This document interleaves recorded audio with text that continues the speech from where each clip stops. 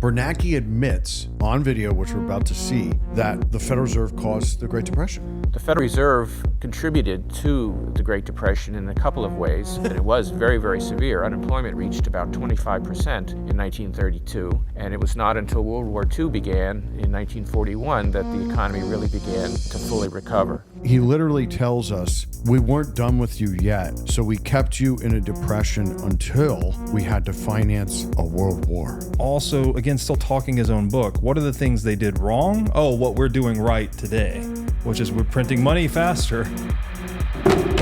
Sometimes I wake up and I'm like, wait, we all were born on Earth. Why do we have to pay to be alive? And it really looks like slavery to me. Throughout history, this has proven to be the most sought after monopolistic power of man. This force is a dark force. Yes. And if you don't want it to steal everything, including your soul from you, then you need to be conscious of how to combat it. And these men were uniquely prepared to battle it, and they were unafraid of it. Yeah, fuck that. I'm eating meat. You're not taking away my special treat.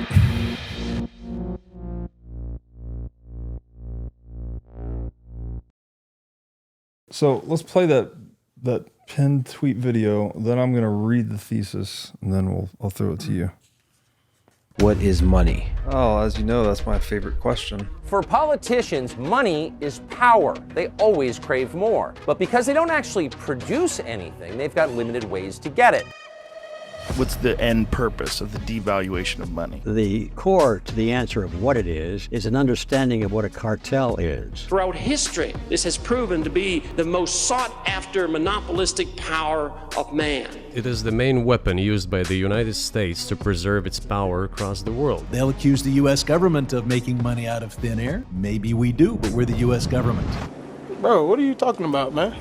We have to talk about it because the American people think the reason for inflation is government spending more money. Simply not true. Well, so if the government can print the limited amounts of money out of thin air, why did they collect taxes? Voters don't like paying higher taxes. They resent it. So over time, most politicians decide it's a lot easier to devalue the currency. You keep the tax rate pretty much the same, you just print more money. So we believe we live in a democracy. We believe we have rule of law, but money is superordinate to rule of law. The Federal Reserve, all the central banks of the world have been in a grand money printing experiment, which is basically destroying savers around the world. And what we need today in the United States of America more than anything is the separation of money and the state. My fear is that we've gone past this representative republic that we're supposed to be and into this thing that's controlled by money. And the only person that talks about stopping it is Trump, but even he is, people are skeptical about his connections to money. But isn't the next logical step for you to embrace Bitcoin? Because Bitcoin obviously is decentralized. The government can't get its hands on it. I can live with it one way or the other. I've always liked one really powerful thing, and that's called the dollar. Robert asked me on his show, what is money? What does that mean? It is the question of our time, Charles. They're not trying to just change the economy. They're trying to redefine what money is. But politicians have found it a nuisance to pay their bills using money with integrity. In the game of money, if you're unaware of how it is being played, then in all likelihood, you are the game being played. Like, what is money? Money is economic energy. Money is a promise, so it's based on trust. It's a great business to be in central banking. You print money and people believe it. One of the greatest thieves in the history of mankind is the central bank. That's what the Federal Reserve is, a cartel and a partnership between the bankers and the politicians. We have a monetary system built on theft and deception. It's used to fund warfare. But it's an ominous power. There is no other power greater than the power over money. When there's a financial problem, when the granaries are empty, they print money. Which if any ordinary person did, they'd go to prison for a very long time. And yet governments and central banks do it all the time. When money ceases to be the tool by which men deal with one another, then men become the tools of men. The situation is even worse than it seems, because if most Americans and the rest of the world were to become aware of this farce, confidence in your currency would be lost, the dollar would fall, and the Western civilization with it. Okay, so we thought that would be a apt intro to our conversation today. Very powerful. That was a synthesis that my creative guy and I put together. For many months, I was retweeting little video clips saying that the question, what is money, will be historically regarded as the defining question of our time in history.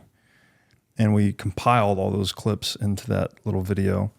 And I think this is a very nice setup for what we're going to talk about here today, which are, I guess I could summarily say, is the parallels between the Panic of 1907 and the Great Financial Crisis of 2007. And so this is a nice document that you prepared for this conversation today. You always come very prepared. Thank you, sir. I will read the thesis and then we will get this thing rolling. The battle for freedom and liberty that is the embodiment of the United States has had multiple periods of purposeful wealth transfer and confiscation, the primary being the Panic of 1907.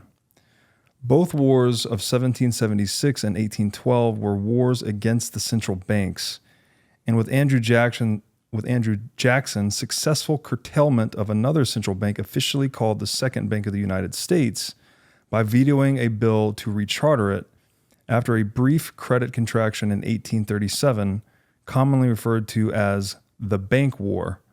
The central banksters did not reemerge in force until 1907.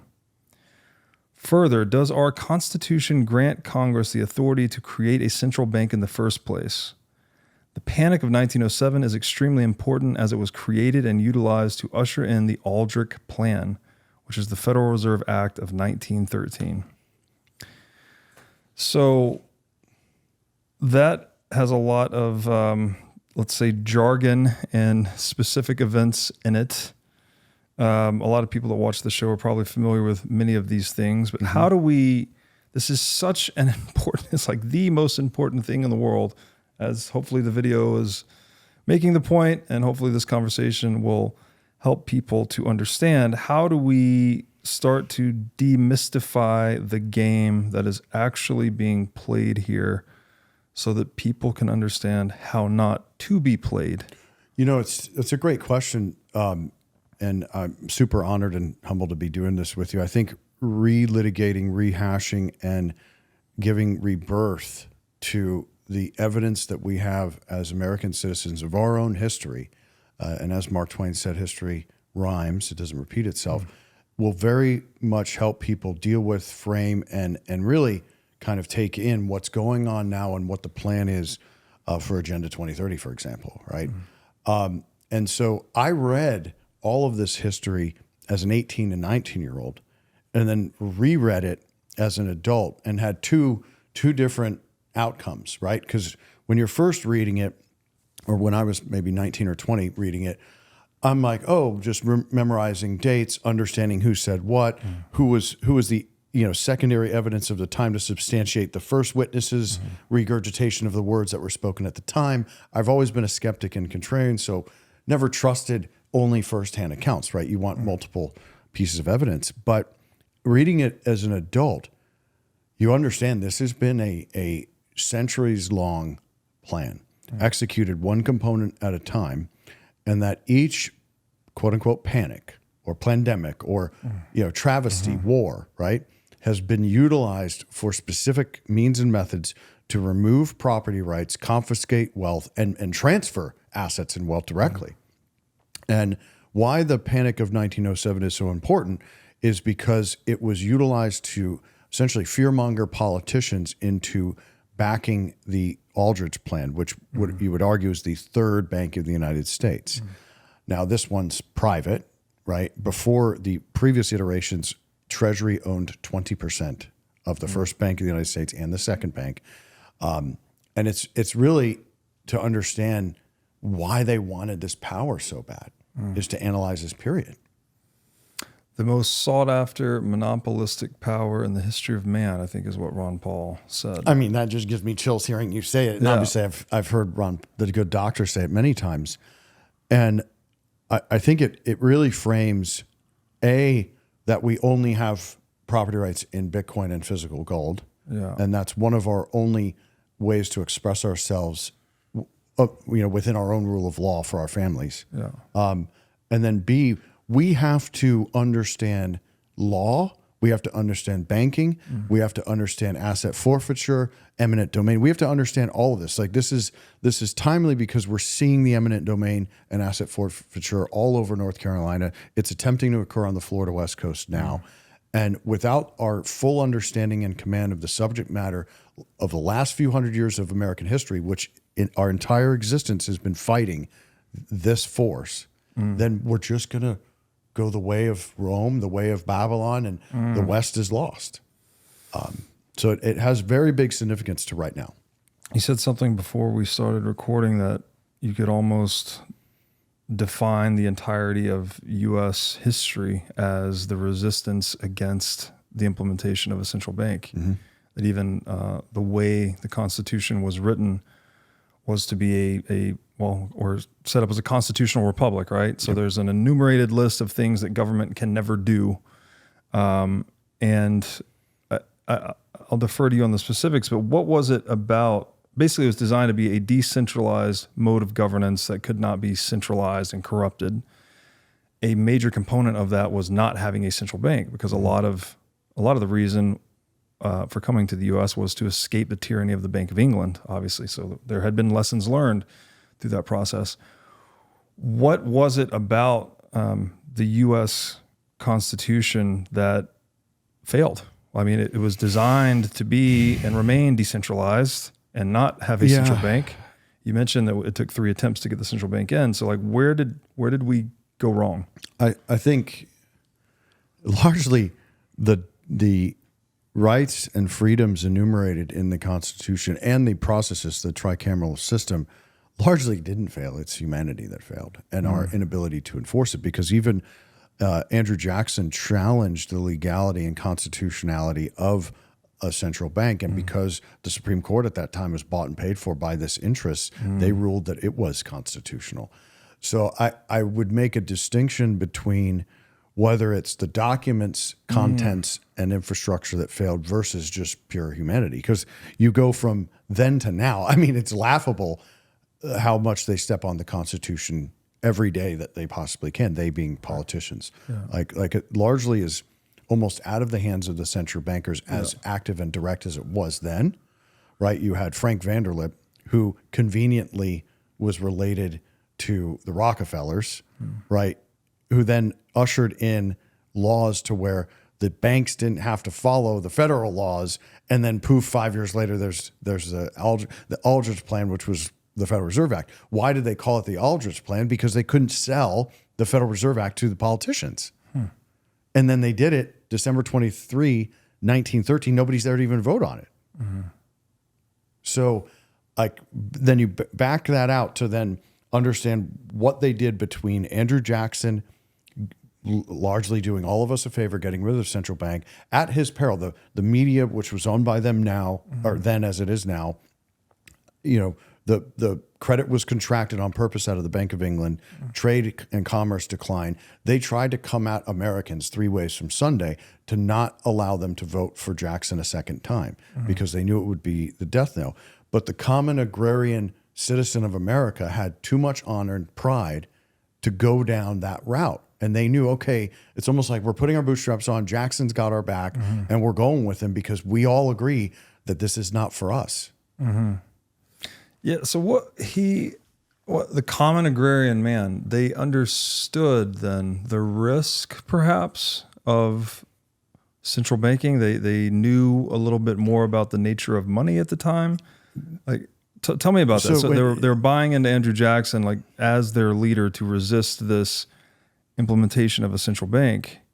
Based on what? Was it based on religious faith? What is this? It's a combination. Like you can argue that Pentecostal Christianity or pilgrims, right? They have a certain view of work ethic, a certain view of honor and loyalty, and a certain view of an anti-usury position of money, right? To them, and largely this is one of the definitions of what is money.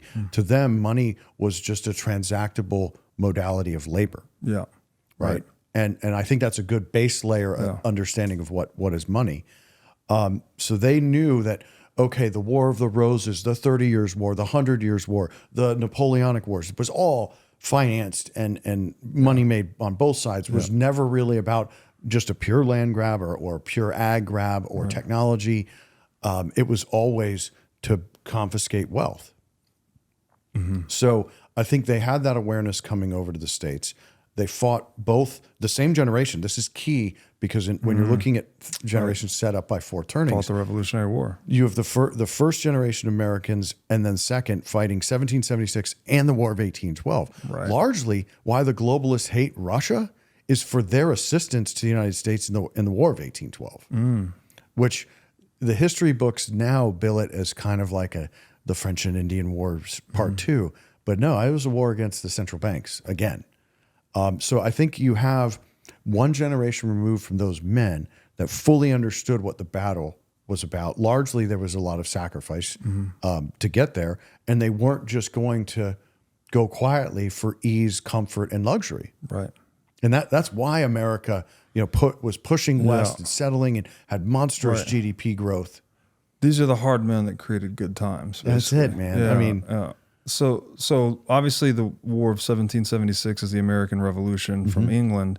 The War of 1812, though, can you say more about that? How is that involved? It's largely kind of mulled over, but effectively you had the expiry of the first bank charter. They issued charters. This is the first bank of the United States. Correct. Yeah. And so the first attempt at a central bank in the U.S. expired. Right. And so poof, we have a war. Yeah. And largely, you have that through the Panic of 1819. This was all conditions that were set up by European banksters to pulverize America, both with a standing army from England and by financial conditions to get them to acquiesce to their authority. Right. And they fought and won again. Wow. And what is the traditional narrative about the War of 1812? This is between It's the narrative still it's U.S. versus England. Okay. But largely, at least in the high school and collegiate history books, it gets muddied with all these tangential stories about the French and Indian Wars, which were largely occurring in Canada. Okay. Now, one of the greatest travesties of mankind's history happened shortly after. As we're moving west, we decimated the indigenous Native Americans, which obviously is horrible. We committed a genocide, yes. Yeah, it was full-on genocide that no human being should be proud of. But that actually occurred after the War of 1812. Yeah. So I don't see those as correlated. And I think why they want you to really overlook that battle is to not understand that the whole fight has been against them. And that for a brief period, and largely Civil War was about this too, right? And the central banksters killed Lincoln. Like, John Wilkes Booth was an agent of the central banksters. This was always about control of this area. And I think largely now you can look at it as a control of the West, because you have Australia, New Zealand, Western Europe, and the United States, and Western values, Western culture. You've had every central bank, which is all answering to the Bank of International Settlements. We can get into that hierarchy for your listeners if you want. And all of the free peoples of the planet are under their ownership, both legal in maritime law, and people should look that up, and with assets. Right. And that's how you fast forward now and you get, you'll own nothing and be happy. And they can say that with strength because they know it's true. Yes. Okay, we have a video about that. We want to play, but I think we should build towards this. So we had the first Bank of the United States. It expired. Come and go. And that was under Alexander Hamilton. Okay. And so there was a big battle, anti-federalist, federalist. This was Jeffersonian versus Hamilton. Now, you could debate whether Hamilton was in on it, whether it was unfair. I'm not here to relitigate that. I want to know the data, the evidence, and the facts. And the reality of it is that he convinced enough members of the revolutionary founding force that, hey, we need a bank to pay for stuff for our war. All right, it can be as benign as that. Well, of course, once that was set up, naturally, because of the nature of commerce, you had national banks that then were basically only in New York and Massachusetts. We like to call money center banks that were financed, backed, and capitalized by these same European-based interests. So naturally, you were going to get a bleeding in of this force, regardless of the genesis of the first bank of the United States. And then because it was nefarious and bad for the people, ultimately, and George Washington was massively against it. You got, okay, we letting that charter expire. Poof, War of 1812, Panic of 1819. And what did they do? So up until then, it's important to understand what type of commerce occurred in the United States. We actually, obviously, we had slavery, and this was slavery of all ethnicities producing cotton. Indentured Irish, Chinese, Black, African, all different, Slavic, all different types of slaves and indentured servants were using the cotton to send to Europe, and because Europe was a textile haven, right? So our trade was 80% agrarian at that time. And so by nature, what does that make the monetary flow? It makes it seasonal. Okay. So that seasonality and a concentration of that wealth just in the colonies from a production standpoint put us at risk, right? And then the money-centered interest in Europe, the banksters, as soon as we got weak, they would come in, send an army. And luckily, there was enough good men and strong men to fight both times they came after us, which first one was 1776, second one 1812. And then Jackson, having known all of this history from all of the founding fathers' heirs, which largely you can't find anymore now, which is a topic for another discussion. Largely the forefathers' heirs are gone. What do you mean by that? It's hard to find their lineage. Oh, their actual lineage. Yeah, I've never heard of that before. Yeah, it's and I don't mean to introduce a whole different tangent here, but regardless, Jackson was well aware. He was a general, and he was a hard ass, and he knew about this interest, right? Largely greater than probably anybody other than Washington was on the front line of every battle, essentially against this interest, and then Madison and Jefferson. And you did have, this is going a little back and forth, but you did have a battle really by the pure patriots who were for the Articles of Confederation, the United States' first founding document, largely in my opinion, the greatest decentralized document of government in our entire history. I would vote to go back to that in 10 seconds. Effectively, it's states' rights, pure states' rights, right? No centralized octopus. Yes. Right? Yeah. No standing army, right. Yada, yada, yada. So Jackson was a master at all of that awareness up until his time. He didn't give two F's about popularity. He knew that if we go this way, all of the fighting that they had just done for 2 generations is out the window. And you could really cite the beginning of the Civil War, which is 20 plus years after him, period, as them instigating that as well. Wow. I think this is a family seal. I'm not sure. It just came to mind as you were saying that. I want to say it was Benjamin Franklin had on this seal that rebellion to tyrants is obedience to God. Yeah, I love that. Yeah. So this was the defining activity of these men's lives, right? Was trying to resist and remove themselves from tyranny. Sounds like this tyranny comes in different forms, though, right? It's both, well, there was the direct tyranny of the actual English empire, basically. But then even after they had rebuked that direct tyranny, there continued to be attempts financially. You said they were attacking their seasonality. So I guess in these agrarian societies, they would have a lot of money come in when the cash crops were harvested, but then they would have nothing to sell in the intervening period. Right. And that's when England would attack, you're saying? Yeah, yeah. And then, poof, illiquidity comes, we raise interest rates, and then, we're not going to order from you. And largely, so why America never had taxes until post-FDR, right? Which taxes are not constitutional. The IRS is illegal, et cetera. I hope everybody knows that already. Was primarily financed. How was the federal government financed? Through tariffs and land sales. Yeah. That's how it was financed. And so what would occur during 1819 was 1907. 1907 was specific to taking out other competing banking interests at the state level and at the trust level. But effectively, when vulnerability of illiquidity came, and we're gonna fuel the credit creation when we can, profit off that, and then when there's a credit contraction or liquidity draw, we're gonna just take and confiscate, make it worse, and then we're gonna time raising interest rates, and we're gonna time not giving loan extensions, not allowing collateral transfers, because we are going to confiscate. So you're describing a centralized interest of some kind, a centralized money interest coming out of Europe and trying to get a toehold in this newly established, decentralized constitutional republic called the United States.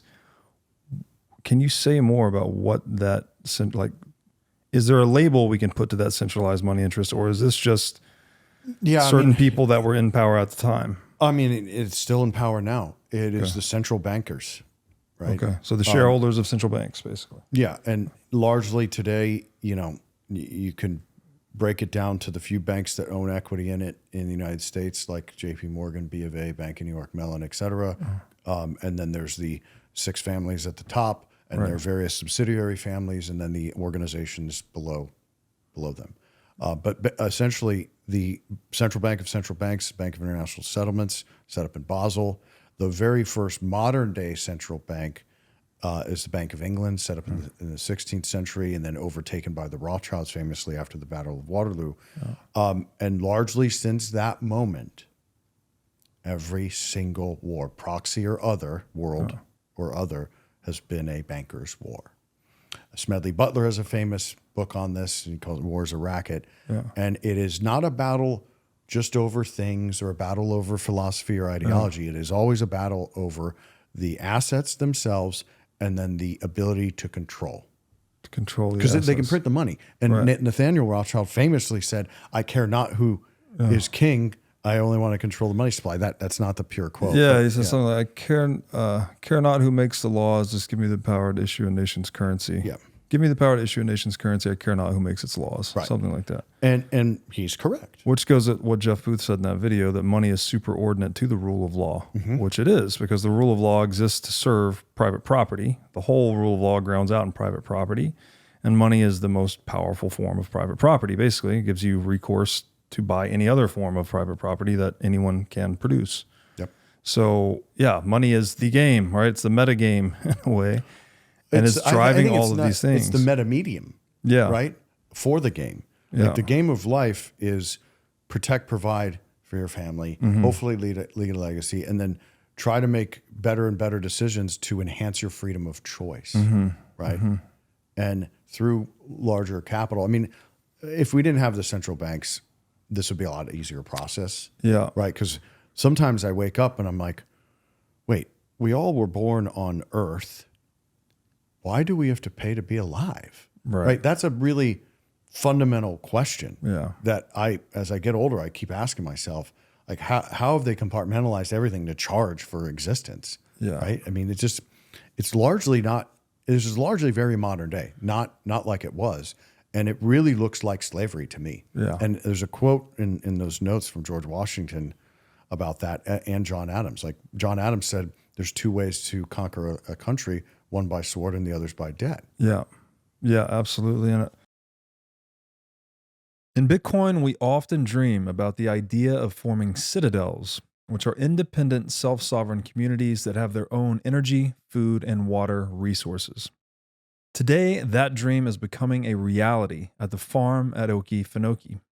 The farm is a 705-acre regenerative agriculture community located at the Florida-Georgia line near Folkston, Georgia. The farm is known as the healthiest place on earth, and it includes orchards, organic standing gardens, regenerative animal pastures, berry fields, and much, much more. Today, the farm features 25 custom-built cabins and has plans to construct 225 more in the years ahead. The farm has its own food, energy, and water sources and is completely off-grid. So if you're looking to join a Citadel community comprised of sovereign individuals, then go to okefarm.com today to learn more about membership. Make sure to tell them that I sent you for a $21,000 discount on custom cabin pricing. Again, that's okefarm.com to learn more about joining this revolutionary regenerative agriculture community. Forget multivitamins and other supplements. Animal organs are the most nutrient-dense foods on the planet. You can get 100 times more nutrients from organs than you can from muscle meats. But the problem with eating organs is that they are difficult to find in stores, they are difficult to prepare, and even when they are prepared well, they often don't taste great. Thankfully, Heart and Soil Supplements has made consuming organ meats so much easier by providing powderized organs in capsule form. Organ meats include everything your body needs to thrive: vitamins, minerals, peptides, proteins, and growth factors. This is why organ meats were the most prized foods for our ancestors. Fortunately for us, Heart and Soil makes these treasured foods easily accessible. So go to heartandsoil.co today and use discount code BREEDLOVE to get started on your journey to optimal health and vitality. Again, that's heartandsoil.co, discount code BREEDLOVE. Have you ever wanted to start a business in the Bitcoin space? If so, then the Wolf Startup Accelerator could be for you. Wolf is the first startup accelerator dedicated exclusively to businesses developing in the Bitcoin Lightning Network. 4 times each year, Wolf brings teams from around the world to New York City to work with like-minded entrepreneurs, pushing the boundaries of what's possible with Bitcoin and Lightning. The program is designed to help early-stage companies achieve product-market fit, develop their brand, secure early-stage funding, and grow businesses that fuel the global adoption of Bitcoin. Go to wolfnyc.com to learn more or apply today. Again, that's Wolf, WOLFNYC.com. I would say, too, just on the meta game, right, that we are also here to elevate our own consciousness and the consciousness of others. Mm-hmm. And this centralized money interest to shareholders of central banks, it can only exist to the extent that the elevation of human consciousness is suppressed. Yes. Because if people understand, Kelly said it at the end of that video, there's a famous Henry Ford quote, right? If America understood the banking system, there'd be a revolution before tomorrow morning. This whole dark game requires the darkness, right? It requires the opacity, the obfuscation, the rewriting of the history, the lack of of keeping all of these things unconscious. If they become conscious, then people will refuse them. They will rebel against it. They'll have a revolution. Like you said, rebellion against tyrants is obedience to God. Yes. And that's in it. You don't have to agree on the deity, right? Yeah. It's just natural law, right? Property rights are inherent to freedom and vice versa, right? And then to the game part, as the soundness and hardness of money is decayed, that is correlated with the values of society. Yes. And that's not tangential, that's purposeful. Right. Because as you debaucherize a society, I'm pretty sure I made up that word. That's a good word, though. You only can do that when the money is just a form of debauchery in and of itself. And if people are listening to us and go, oh, what the hell, you guys sound crazy. No, look, you've already sent your dollars, hundreds of billions, just in the last few years, to wars no one voted for, you don't support, to invade the country, and to pay for things that aren't our own people, aren't our own sovereign border, and aren't the health and wealth and sustainability of our country. Literally, if you do an old school bond ladder of Social Security, this is how the math can work: 2s, 5s, 10s, and 30s. And assuming everybody pays in roughly $600,000, by the time you get to 65 at a 4% return, that is plenty of money, 6 figures for people to live off of, with millions of principal. You could then assign to your next generation and let it compound again until their age of retirement, 62 and a half, 65, whatever it is. And we make every single human being in America prosperous instantaneously. Yeah. But that's not what they want. But you can't do that because the goods that money represents are actually being used to wage war, right? Well, and also assuming that money is hard money and backed by.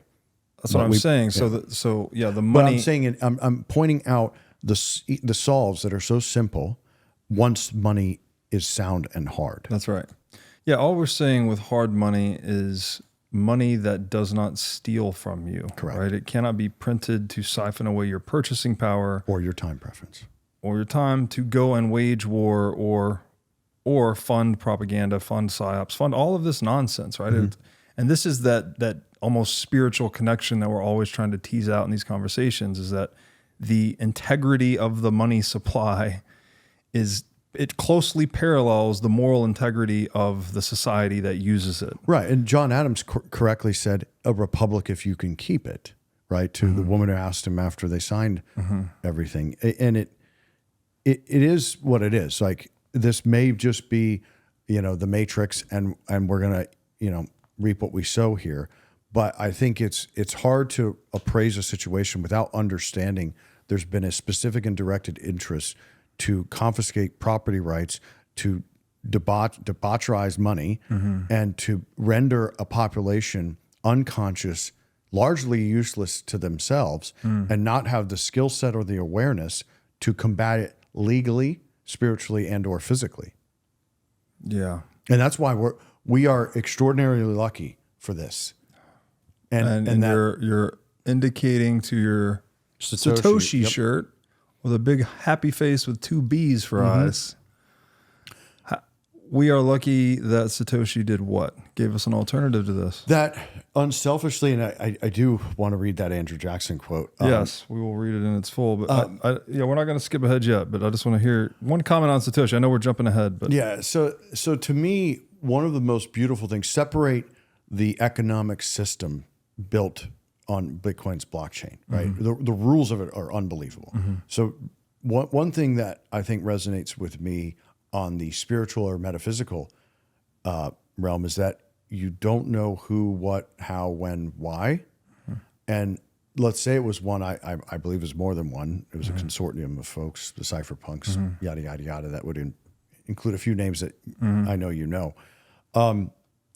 Just unleashed it to humanity, much like think you're George Washington. You have the love and sword of every man in the 13 colonies after that war. They wanted to make him king. And then he said, no, we just fought against a king. Yeah. And then, okay, we want you president. No, I don't want to be president. I want to go home and farm and be with my wife and grandkids. That's what you want, as any man would want. And it was through his disinterestedness that made him the best leader, I think, in American history. But given the power he had at that moment, he could have been Charlemagne. Right?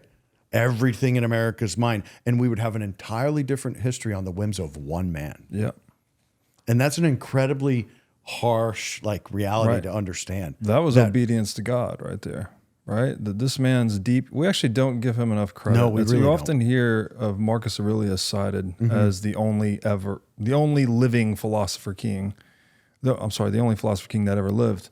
But I would say, to your point, you could put George Washington in that category, right? He had the keys to the kingdom in his hand, and all he had to do was say yes. When Marcus Aurelius came to power, Caesar's already set it up for him. Right. The battles have already been fought to expand the Roman Empire. Right. I'm not diminishing the stoic quality of Marcus But George Aurelius. Washington fought the battles. Washington fought them and won, and arguably by rules of old, this is your land. King. And his bloodline would have been our. We would have whatever great grandson is our king now, and we would all be obedient because he won us the land. And it's really looked over. I honestly think, not to be too much of a skeptic, it's on purpose. People at the top that wield the PSYOP warfare through the media at all, they do not want you to pay homage to the great sacrifice that many men and women made to make this country free for everybody. So you just jack off on your fucking phone all the time. We really do them such dishonor with how much we waste our time. Amen to that. That is honestly worth paying more reverence toward, the fact that level of temptation for a man to have that much power that he earned, even, right? He has every right, more or less, like as you said, based on the rules of old, to say, I won this battle, I won this war, time to plant my flag, my name, my lineage, my history. But he stayed true to the principles and the ideals on which this constitutional republic fought to achieve, which was decentralization, checks and balances, habeas, all those things, right? That flowed out of the Christian tradition ultimately. Due process. Yeah. Due process, common law. Property rights. Yeah. That's interesting. We need to talk more about old George Washington. It almost is worth like going back to the 1776 period leading up to that. But I think the point is that awareness is being kept from people. Yeah. Just as the details of what we're going over. And if we want to read the Jackson quote, before that though, because Andrew Jackson follows in the he's like spiritual Washington legacy of Washington, exactly. right? This is a committed man to both a Christian man, but also committed to the principles on which the constitutional republic is founded. Now, he is also notoriously resistant to the central bank. He has a lot of quotes, one of which we'll read here. But before we talk about that, so Andrew Jackson is elected in 1828, right? And he was arguing the Constitution did not grant authority to Congress to create the central bank. He was elected on that. So he was a famous general. Yeah. Right? From the War of 1812. The American Lion. Yeah. Yeah. Right? And so he fought in the Second Revolutionary War, largely, had mad respect, to use a 90s term, of all of the people.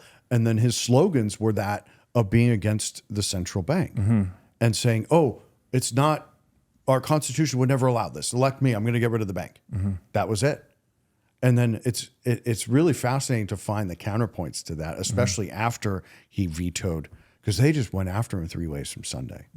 And it literally got to the point where they're verbally threatening, like they are now. Donald Trump is a threat to democracy. And I'm not commenting on the merits or lack thereof of any candidate. I'm just commenting on the propaganda and where it originates from. Yes. It is always using fear, threats, and this negative frequency to take down your consciousness, to get you to have fight or flight response so that you can't make a good, learned decision.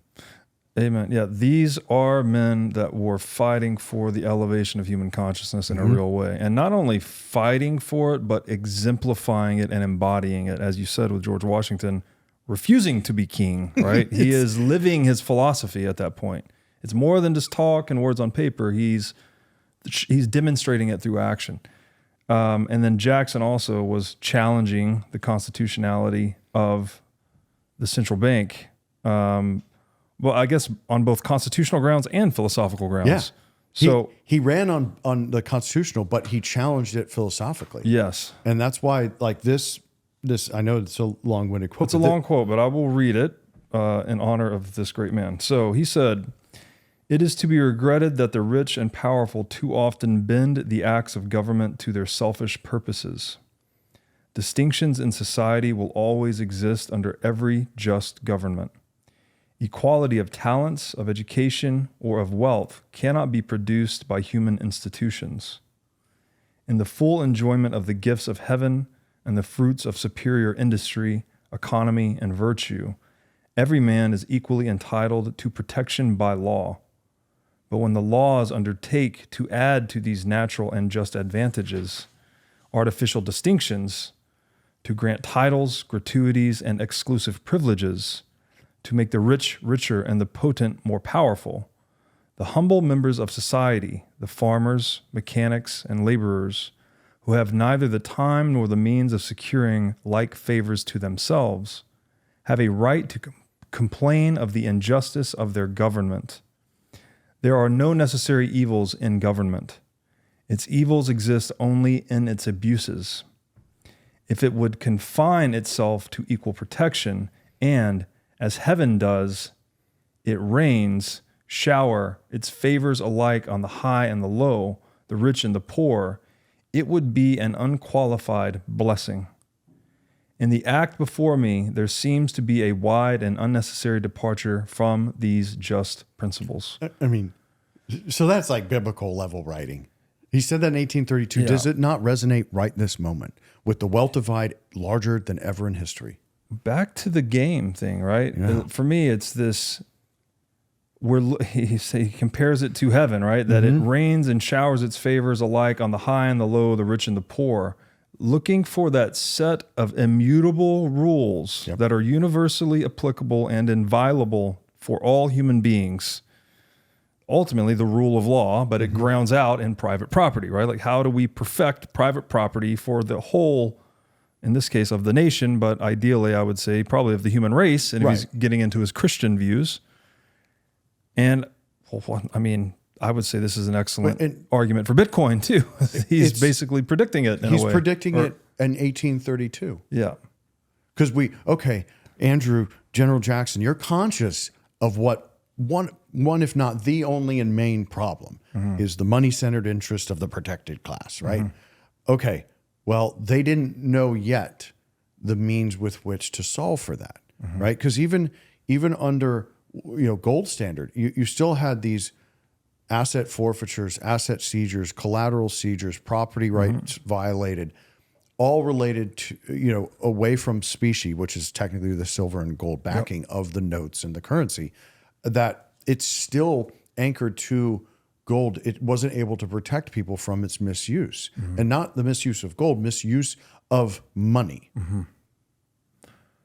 Yes. So there's a story too. I don't know if you know about this one, and it may be apocryphal, but didn't he punch a central banker in the face at one of these meetings? Yeah, I mean, the name is in there. Tiddly. Forget the name. I don't want to misspeak, but it is reported that he did punch one of them. And then when he died saying, "I got you, bankers," basically. Yeah. And that's like, we need to. Or at least I revel in the ability to rehash, reread, and re-enjoy the strength of these great figures throughout American history, because you have countless Cubans that have come to this city where we're sitting right now in Miami, where they'll tell their stories of stuff being taken from them, but then they'll also tell you stories of, at least I had a place to come to. Yeah. And we are now sitting here in 2024 with the West being debauched. Largely what the Treaty of Versailles did to Berlin has now been done across the West. And we're sitting where the dollar has lost 99.83% of its value since 1913. BRICS currencies are probably going to fail also, but challenge the supremacy of the dollar now, making us all poorer instantaneously. And we have proxy wars looking like they're going to turn into world wars, very similar to the Bolshevik Revolution beginning in the period right when the Federal Reserve started, and what happened 1 year after the Federal Reserve Act was signed, World War I. So these things are not only just correlated, this is caused and planned out by these certain things to be able to occur. Oh, well, now that we own all the money printing for the United States, we're going to World War. We're going to make a fortune. Yeah. It's obviously way more nefarious than that, but at that level, it's really easy to understand. Yeah. Yeah. Well, you've afforded yourself the means of unlimited war financing, and then you can use war to confiscate more things and establish new tax bases and establish new central banks, for that matter. Notice the ones they're most mad at don't have their central banks. Yes, that is exactly the one. Yes, the wars that are being waged right now in the Middle East, right? And Russia. In Russia. So there are very few central banks in the world that are not controlled by this interest. And those are the ones that we are warring against. I shouldn't say we, that are being warred against by these interests. And Bukele took his back for his people. It's now a public central bank owned by the people. Yeah. So I think it's important to appraise that for what it is, and then understand what's coming by us explaining the specifics of the Panic of 1907. So at the time, so let me back up. The process with which central bankers use a bending of the law and the money printing power is to stifle competition while confiscating wealth and assets, right? They don't want to do one or the other. They want to do both at the same time. So at this time, immediately after the Second Bank of the United States was vetoed from having a new charter, you had roughly 15,000 state banks, complete decentralization, pop up there was quite a bit of issue of credit right after the small panic, right after Jackson got elected, that was originated by these folks. And you had massive expansion west, lending for this is the beginning of the industrial rage within the planet. And so you had a lot of credit creation, a lot of completely decentralized banks, autonomous from the money centers in, at the time, Massachusetts and New York City. And then what they did to set up sort of like an intermediary bank between local banks and effectively Wall Street was set up trusts. So the Panic of 1907 centers around a famous case study of the Knickerbocker Trust. And effectively what happened was there was a few speculators on stock. This is the narrative, by the way, guys, that used Union Pacific stock as collateral for bets on other equities. And this occurred from the trusts to the national money center banks. And it largely the iteration was Citigroup. It wasn't named that then, but this is Citigroup. And they created a overnight lending market similar to repo, reverse repo with the Fed. And it was called broker call loans. And the trust would use stock collateral of the constituents to give out loans for equity speculation, essentially. Well, what happened? They being the money center banks, utilized a correction in stock to call collateral. They raised the interest rate October 22nd, 1907. I think the chart is on the notes, to 100% overnight rate. Wow. Okay, so back up. If we raise rates to 100% overnight, we understand we're not getting that. We're literally bankrupting someone else real time. Yeah, that's like what, 36,400% a year or something? Yeah, I mean, multiply by 365. 365, yeah. So, wow. So let's all, okay, so I just diatribed for a minute there. Let's understand. So that's just confiscating the collateral, basically. Literally just saying, oh, here's how we're Which going is to violating the contract. Correct. Which is violating private property. Well, and we had, I'm not one for regulation, but there was no checks and balances to the people arbitrarily just making this up as they go along. Yeah. Like, oh, well, so this happened, we're going to do this, and in reaction, sorry, we're confiscating it. And the reality is they didn't want the trusts to compete, right? Ultimately, they didn't want the state banks to compete. And we will do this another time where we go over the savings and loan crisis of late 80s into 90s, where these state banks, community banks, where they start bankrupting all of them on purpose with a small legal change. Right. So it's always under the auspices of, oh, look, interest rates went up and yada, yada, yada. We had the right to go get our collateral, right? Fast forward to Lehman, the creditors of that didn't even get any cents in the dollar back till 6 years later, right? Like, so all of this is complete buffoonery and chicanery, to quote Mr. Bloom. And people don't understand this is happening to them all day, every day, right underneath their nose. Yes. Well, that is why we are here, hopefully, is to make some of this unconscious stuff more conscious. Do you want to give your kids a foundation of freedom and understanding of Bitcoin and a healthy skepticism of government? Then you should try Tuttle Twins. It's a cartoon about a grandma with a time-traveling wheelchair who takes her grandkids on hilarious adventures to learn about economics and freedom. Think the education of Magic School Bus meets the comedy of The Simpsons. With Tuttle Twins, your kids can learn about Bitcoin from Satoshi Nakamoto, civil disobedience from Harriet Tubman, natural rights from John Locke, and how to destroy the economy from Karl Marx. Today, Hollywood greenlights a lot of woke content or mindless garbage. Each episode of Tuttle Twins is parent-funded, parent-vetted, and only released when it's parent-approved. Because Tuttle Twins is fan-funded, it was the world's first kids show to teach about Bitcoin. That episode alone has been seen over 40 million times and was tweeted about by Michael Saylor. You can watch episodes of Tuttle Twins for free right now. And if you like what you see, you can use code BREEDLOVE for 10% off a subscription to the Angel Studios app and watch all of the episodes. So go to angel.com/breedlove to discover Tuttle Twins today. And remember to use code BREEDLOVE for 10% off. One of my highest health priorities is keeping my brain in top shape. To take care of my brain power, I do many things, such as striving to read, write, exercise, and meditate daily. One of the latest tools in my brain power toolkit is Mind Lab Pro. MindLab Pro is a nootropic supplement that is scientifically proven to enhance your brain power. When I take MindLab Pro, my mind feels like it has a better grip on the world, my thinking is more lucid, and the articulation of my speech is radically improved. MindLab Pro has been tested in rigorous, double-blind, placebo-controlled human trials and has been proven to enhance brain power for users in every age group. MindLab Pro is an advanced formulation of 11 nootropic ingredients and is backed by research from over 1,400 human trials conducted over the past 32 years. So if you're looking to enhance your brain power, MindLab Pro is an excellent solution.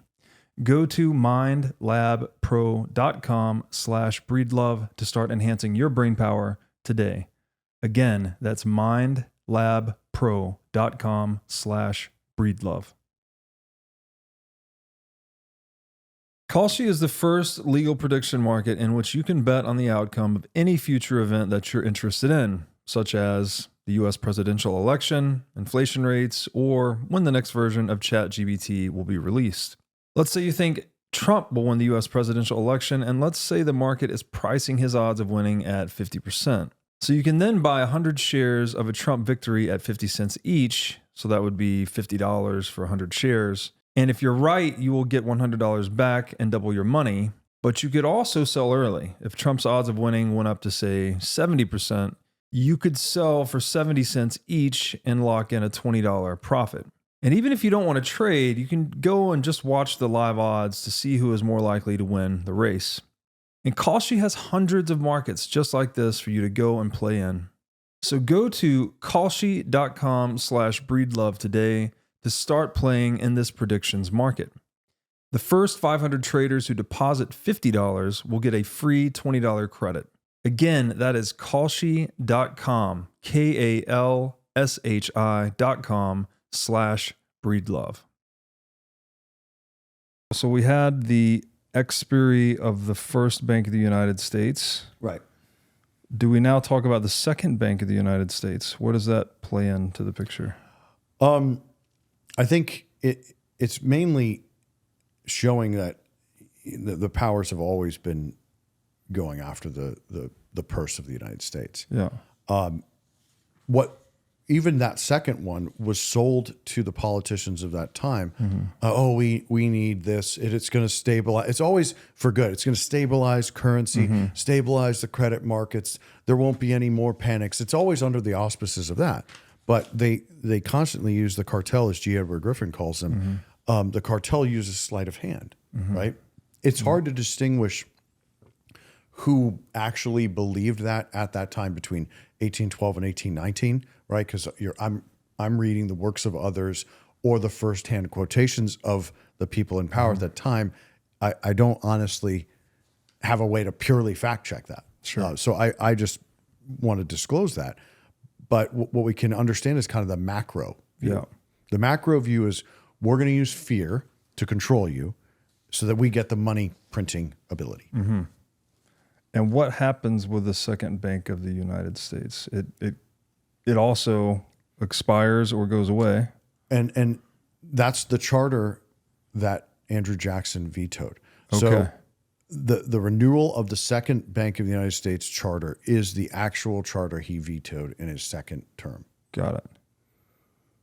And this is the one where I think he was quoted as calling them the den of vipers. He's going to drive them out. Den of vipers. Yeah. I mean, he's basically regurgitating what Jesus called them. Exactly. Yeah. Right. Yeah. In Matthew, when Christ flips the tables of the money changers and drives them out of the temple. Yeah. Exactly. Again, touching that deep sort of principled Christian connection to the elevation of human consciousness these men were fighting for in the real world. Right. It's not, it's not meek, right? A lot of people associate the meekness with. You don't need to understand the religiosity of it. Yeah. You just need to be. But you do to understand their motivations, right? You need to be conscious of the spiritual magnitude. Yes. Of this force. There you go. Right. It doesn't matter if it's Zeus or if it's Brahma. Right. The reality of it is that this force is a dark force. Yes. And if you don't want it to steal everything, including your soul from you, then you need to be conscious of how to combat it. And these men were uniquely prepared to battle it, and they were unafraid of it, especially the bookends of the forefathers, which I would argue Lincoln was the last of that ilk, right? And Teddy Roosevelt, right? Yeah, these are men battling for the equality of human souls, right? That to establish rules that are universally applicable and incorruptible for all humans, basically, rather than, as Jackson said in his quote, certain privileges for this group and not for this group, rules for thee, not for me, kind of thing. And really, they were spiritually, ideologically resisting that to its fullest. And they were prepared from a common law perspective, because why were they even bailing on England in the first place to go to America? Because the common law that was really written from the 12th to the 16th century was bastardized by the central bank. And then So it doesn't take a rocket scientist to understand, oh, wait a minute. They knew the purity of common law and natural law. They knew from the coinage crises that it created in those earlier centuries of what the perils of the money printer and the money-centered powers can be. We're going to risk our lives on these little rickety boats going west to God knows where. I mean, think of the bravery and courage it took, right? And courage is a higher consciousness emotion. Yes, a meta virtue. And Can't then they have any get other here virtues without it. and they're being chased down by the same interest. Of course they're going to turn around and fight. And then now the beauty of what America has become for the planet needs to be protected if we want it to continue. Yeah, absolutely. It's really well said, and it just emphasizes the point, right? That, as you said, it's not so much about any particular God or religion, but the spiritual magnitude of what they're fighting for, that it is human freedom, right? They're actually advancing human freedom in a very radical way. It's just incredible when you look at it that way. It's fascinating when you get into the points of the arguably these are Irish, British, German indentured servants coming over here, right? They're all agrarian, and they know enough to be like middle finger to the central banks, right? I mean, they right. So it's that tradition. That's why I kind of lost my train of thought there. But the tradition, because you mentioned coming out of England, right? So King John signed the Magna Carta in 1215, right? Life, liberty, inviolable property. That was the ideal upon which England was founded, but it was corrupted and destroyed ultimately by central banking. Right, beginning the These end men of were 16th students centuries. of that history, Correct. Right? They were from that lineage, and they understood the dangers that the central money power posed to those principles. Yeah, Madison, Jefferson, and Adams were direct pupils of John Locke himself. Not that they studied in a classroom with him, but they referenced his work in letters back and forth to each other constantly. They knew it, 3 ways from Sunday. And Wealth of Nations by Adam Smith. This is 16th century. I believe the coinage crisis was 1690, right? And what happened right before that? The Bank of England was formed. And then I can't remember the exact date of the Battle of Waterloo, but shortly thereafter, early 1700s, right? Yeah. Yeah, within, call it 50 years, then it's not only taken over, but taken over and ruled by one group. Right. For now. And then every single country after that in Europe went to that structure, and then us in 1913. You said something earlier. So the Battle of Waterloo was Napoleon fighting England. Is that correct? And you said that was the last war that wasn't a bankster's war. Well, and largely, so that was a bankster's war insofar as he's already been exiled to Corsica. Yeah. And the French are really unique culturally. They're quick to rebel against tyranny. Yeah, they've definitely got rebellion in their blood. They got it in their blood. It's fantastic. And because Napoleon he was very similar to Washington, like a very revered figure. The patriots, the brave, good men of that time, were willing to fight, and they just go into a fire with him. And the banksters knew this. Largely, their enemies, and I believe it was Austria, knew this as well. And they brought back Napoleon largely to go execute the remaining patriots of France, to then take over France. Because if you study what happened, that was first French Revolution, second. What ends up happening? The central banks take over, and no more uprisings. Sorry, folks, you're done. We're in control now. But the battle specifically was strategically set up to surround Napoleon and send the remaining patriots of France to slaughter. Wow. And they used that. So that was primary goal number one, or maybe primary goal number two. Primary goal number one is whatever the result of the battle is, we're taking over the Bank of England. So they sent, famously sent the riders to misreport on the outcome of that battle. Oh, yeah. So finish that thought, because this is when the Rothschilds take over the Bank of England. So we're going to finance a battle that's going to destroy any opposition physically to us taking over France. But we're going to do that, and we're going to make sure we corner all of the gilts, which is the name of the bonds in England at the time, and own the Bank of England. And we're going to do it in one fell swoop. I mean, you got to admit it is friggin' masterful. Yeah. And these people who have done this are cunning. But can you unpack that? So it was the results of this battle. The information hadn't arrived back, but Correct. they sent false information. They came back and said England lost the battle. Okay. Right. And it was agents of the central bankers, Yeah. right, of the Rothschilds in this specific instance. And so the markets all tank. He's there to buy everything up. And then the next day, whoops, we won. Yeah. Right. And that's like, to me, understanding a little bit deeper about history. Let's call that modern day false flag number one. Yeah. Right. Let's cite that as the very first false flag created and implemented by the central banksters, because they do all of them from 9/11 to a pandemic. Yeah. Yeah. No, it's brilliant, insidious, masterful information arbitrage, Oh my God. exploiting creating an asymmetry, actually. I guess the asymmetry existed in that they had early access to the information. Then they propagate misinformation, use it to tank the market, buy up the whole market. Then the price reconciles to the truth that England won, and they own the whole thing, and they own the whole empire. And they own the empire. The king had to bend the knee immediately. Yeah. And then, okay. All right, all you pilgrims are going over to England. We're coming for you next. Yeah. 60 years later, up 2% tax. I mean, it's unbelievable. When you keep going, these forthrunnings that keep happening, it's always battling these folks. I could argue, because Neil Howe's work is 600 years. Yeah. You could argue those turnings coincide with these battles. Okay, I want to pull up a video we didn't mention here, because one of the things I want to say is that the very genesis of the central bank is rooted in this problem with gold, that we need to centralize it to make it work, basically. I want to show you this clip.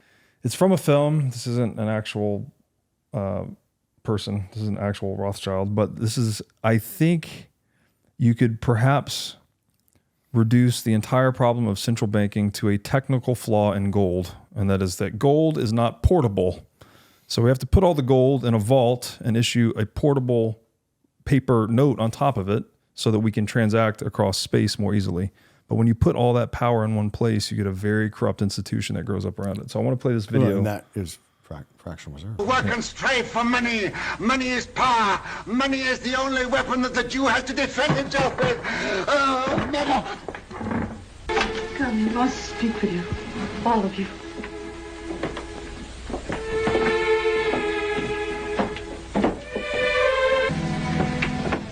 Come closer.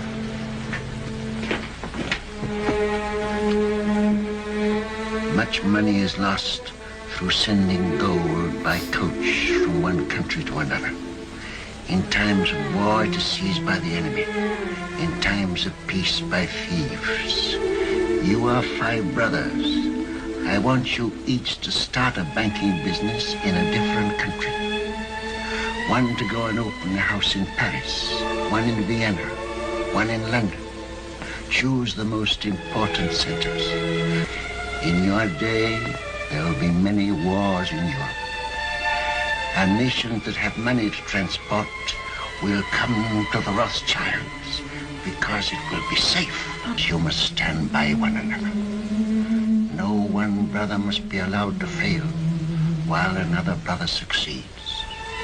Your 5 banking houses may cover Europe, but you will be one firm, one family, the Rothschilds, who work always together. So when you frame it like that, I mean, it's genius. It's just like, well, they've identified a problem, right? Gold's not portable, it gets stolen by enemies in times of war, thieves in times of peace. Here's what we're going to do. We're going to distribute our family and have this trust network where we corner the market. We control the market. So in a way, it's like, fuck, it's just genius. But the problem is, had gold been highly portable, that opportunity would have never been exploitable. No, and it's kind of brilliant because what are they really setting up? A trustless infrastructure to move exactly. capital. Because we're family, and you can't. I don't blame them for that at all, really, because it's a natural solve. A trustless right? infrastructure. That's and they, it's, to me, it's a bigger issue of fractional reserve banking.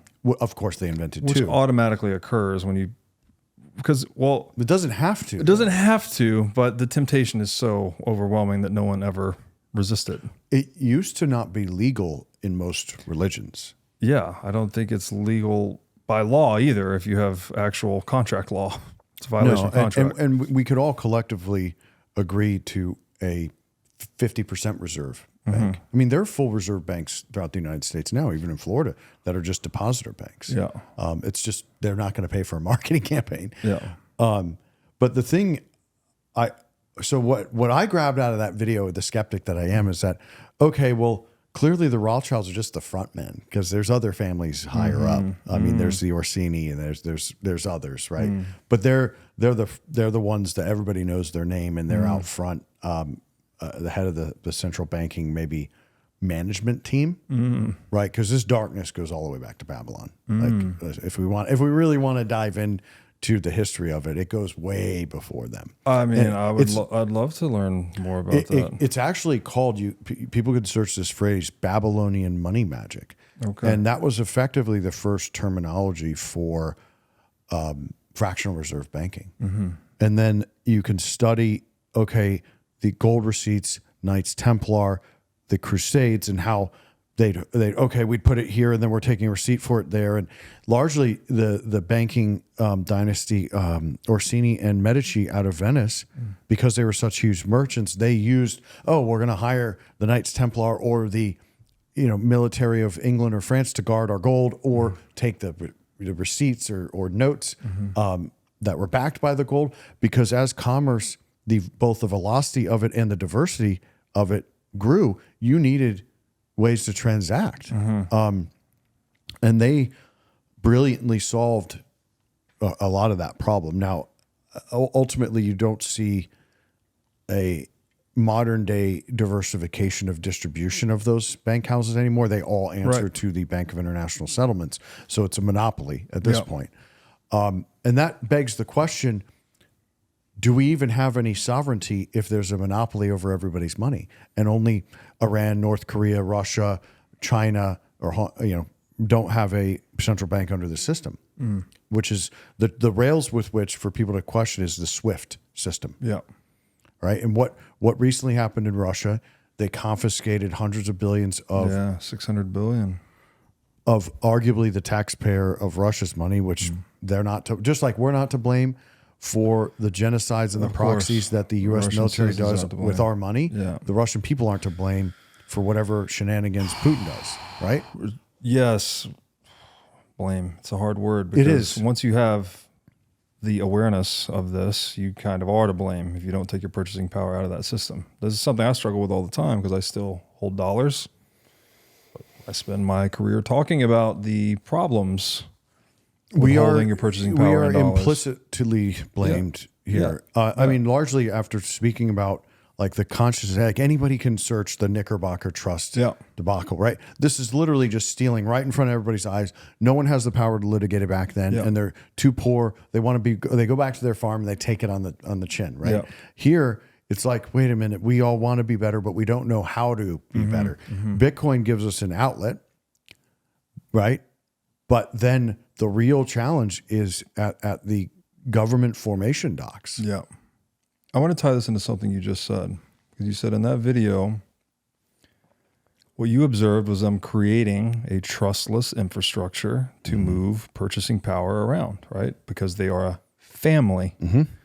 Now, my question is, do you think that works? This is going to be a little bit of a spiritual question too, I guess. Yeah, bring it. Do you think that works both ways? if we have a trustless infrastructure for moving purchasing power in Bitcoin, does that make humanity act more like a family? Of course it does. That's how we're even here. You know? That's true. But that's true. We met through Bitcoin. Yeah. And I would argue a lot of the history I have reread over the last decade to relearn, like Frederick Hayek really affected me about, you got to keep relearning the natural law, the liberty movements, and relitigate this and rehash this every few years, just keep it refreshed. And so Bitcoin made me recall, I read this somewhere, like this Knickerbocker Trust. I know the history of the Panic of 1907. The Mises site is a very good resource for this. There's been countless books. I probably read a dozen books on this panic all by myself. But then I had to go reread pieces of it to go, oh my God, this is what they used to convince Congress to then allow Aldrich and the boys who went to Jekyll Island to then go confiscate everything from us that remained in 1913. You know, so it was that awareness that Bitcoin and the beauty of all the aspects of it created for me to then rehash history I had already read and have a better understanding and a better awareness of the purposefulness behind this action and how it's led us to today. So let's continue down this path then. First Bank of the United States expires. Second Bank of the United States vetoed. The second charter for it. Second charter for the First Bank of the United War States. 1812 occurs, Panic 1819. So the Second Bank is still out there. Okay. Jackson gets elected and he says, no second charter. Okay. Then we go to the third. The third is the Federal Reserve. Okay. No. Okay. Sorry. Before that, we almost paid off the national debt. No, we paid off completely. Andrew Jackson to this day is the only one who has ever paid off the entirety of the U.S. debt. So when we got out from under the central bank tyranny, we were debtless. We were a sovereign nation. In charge of our own destiny. Yes. And then largely like the GDP per capita was insane after that. Now, fair, you did have the Industrial Revolution occurring globally. Sure. But you had escape velocity for wealth creation for U.S. citizens. Yes. Well, you would, and the Industrial Revolution, you would argue, started because of those strong private property rights. Yeah. Especially here. Right. Especially here. And then, businesses moved here. Yeah. Because they wanted to own the factory, the input, the whole nine. It's not by chance that all this is happening. Like there's an inherent capitalistic instinct of all human beings, all animals. Yes. Right? Yeah. Of course. You can, the hunt for dinner is a capitalist endeavor, right? It's an extension of territoriality, as far as I can tell. Every social species, more or less, likes to control territory so they can hunt, reproduce, all the things animals do. And for safety. Yeah, and for safety. Yeah, shelter, all the things. Well, humans too, right? Obviously, one of the most important forms of private property that typically when you say the word private property, people think house, right? Well, that is the territory basically for humans, as we establish this little thing to protect ourselves, shelter ourselves, raise a family, feed our family, etc. So that's why it's natural law. It's not something we just concocted and maybe it works, maybe it doesn't. Maybe we'll try communism. Maybe we'll try this. It's like, no, this is the way nature works. Correct. You either cohere your social systems to acknowledge that, or you fail, basically, or your social system fails. The end. And largely, it has. It is we failing. Look exactly everywhere we violate private property, it fails. We look exactly like Berlin did after the Treaty of Versailles. Say more about that. I wanted to ask you about that. What is the Treaty of Versailles and what did it do to Berlin? The Treaty of Versailles was post-World War I. Essentially, World War I, this is my view, after all of the history I've read about it, World War I, similar to World War II, was started by England. What you think occurred is false. Germany did not start the war. It was specifically cited that the execution of Franz Ferdinand, the Archduke, in Sarajevo by a Rothschild agent, allegedly, is what keyed it off. Why Germany, when it was an Austrian duke? Well, they had a defense pact that required them to fight the battles because Austria is small, right? And effectively the secondary battle was over the Ottoman Empire. A lot of people don't understand that was just as important to the dialogue as breaking up Bavaria, because there was no Germany, World War I. Like, people need to understand the terminology and the facts. And the Ottoman Empire's control of the corridor to the east. So what do you get after that? You get the very first bill that writes into it reparations for a battle. You had hundreds of wars, you know, Anglo-Saxon wars, Viking wars, Hun wars, Visigoths, all these wars that occurred, the Moors in Spain, 500 years of wars there. And no one ever said, hey, Robert, you lost. You have to pay me back for my expenses. That was the new thing. Right. So what did they do? Treaty of Versailles breaks up. You have Turkey founded, breaks up everything that's not theirs. This is largely the event that pissed off everybody, that even created, you know, terrorist factions in the Middle East. But you break up Germany, or Bavaria at the time. You break up the Ottoman Empire, and also as part of it, they destroyed history. What do I mean when I say that? They destroyed cathedrals, buildings, libraries, all these centers of cultural history, hundreds and hundreds and hundreds of years old. Some of them that resonated electricity from ether. And that's also fascinating, because then that means they're destroying technology. So the Treaty of Versailles literally physically bankrupted Bavaria/Germany, and then put them on the hook for the cost of World War I. Wow. And what is the parallel to today? Why do you say that we look like that? So what happened as a result of that is an impoverishing of the people, a bastardization of the money, the Weimar Republic, right? You had, as currency depreciated, values depreciated with that. And by the time Hitler rose to power, you had prostitution, pedophilia, pornography, smut in rags, controlled propaganda, and the whole kit and caboodle that look very similar to what I have to face with my young kids going to schools and stuff. Like, I'm sorry, I don't want a dude going in the bathroom with my 8-year-old daughter. Yeah. No, yeah, the gender fluidity was occurring in the Weimar Republic as the currency was being depreciated. So there is this disintegration of monetary integrity that parallels a disintegration of moral integrity, and we are seeing it today. It's a massive correlation. Yes. And as a quant, it's undeniable. Right. I can debate some of the subjective view of what we can read in history, but you cannot debate the correlation of those two. Right. And, well, everyone can sense something's wrong in the world. It's going the wrong direction, but no one can really put their finger on what is to blame or what is the source. Well, here you are, guys. Here's the lesson of history. Like, this is maybe not the sole contributor. Like, it's probably multivariable, multifactorial, like many things are in complex systems.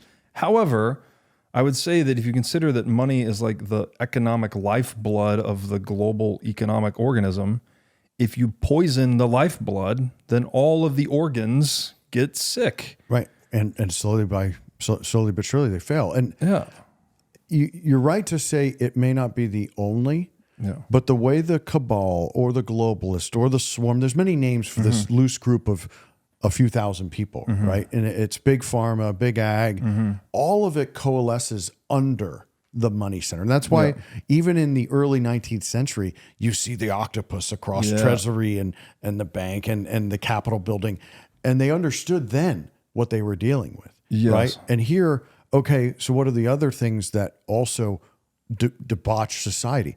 Oh, all the different, what do we have? 100,000 chemical, I forget what RFK said exactly. Tens of thousands of chemicals in our day-to-day food that have already been made illegal in Europe and Japan, et cetera. All right, so they're coming at that angle. Water. Well, what does fluoride do? Calcifies your pineal gland. What does that do? Makes you dumb and makes you unable to think for yourself. Yes. So it is a multi-factored input to debauchery, right? But all paid for with money printing. And here's one. Why is all pornography free? Right. Like, so it's not just the money, but without the centralized authority over its issuance, that's the root of the evil. And it corrupts everything, therefore, because people are always like, oh, follow the money. No, they can print it. It's power and control. And now I think, unlike previous generations where I really think there were better men 100, 200, 300 years ago, now the quality of human being that's in control of these corporations or NGOs or ESGs or this, that, and the other, they're a dark, worthless piece of shit that only feed off of it. They don't produce or add value to anything. Yeah, the follow the money thing is interesting though, because they're only printing currency, and so if you follow the money, you still do tend to find truth, right? They're hoarding the gold. Well, hoarding the gold is the central bank prints money to buy bullion, which is hilarious. So what's real money then? Which is crazy, right? Yeah, you're actually stealing from people to use the proceeds to steal from people. Now, if it's a public-private partnership, Robert, why do we need tons and tons of gold reserves? Yeah, all of this comes down to this, like, is it Wittgenstein talked about language games, like it's all these language games to just confuse people out of the reality that you need to own things to succeed as a social organism in Darwinian reality. That's just like, that's it. So what do we want to do? The ideal social system is just where everyone owns what they work to acquire, to justly acquire, and does not steal from other people. That's the ideal social system. You can sum it up that easily. Yeah. But instead we get all of these big complicated isms and about why you need to, well, maybe we should play the World Economic Forum. That's perfect video segue. At this point. I can't believe they call themselves economic. You'll own nothing and you'll be happy. No, that sounds like a command. Whatever you want, you'll rent. Yeah. Well, I don't want to rent.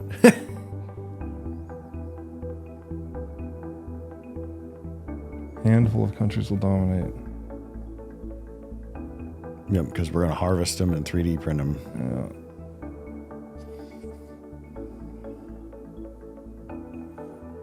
Yeah, fuck that. I'm eating meat. You're not taking away my special treat. Not special treat. It's the most nutritious food on the planet. Well, that's what they called it. They said it'll be a special treat. Oh, are you kidding? Yeah. So they're highlighting it as special. Yeah.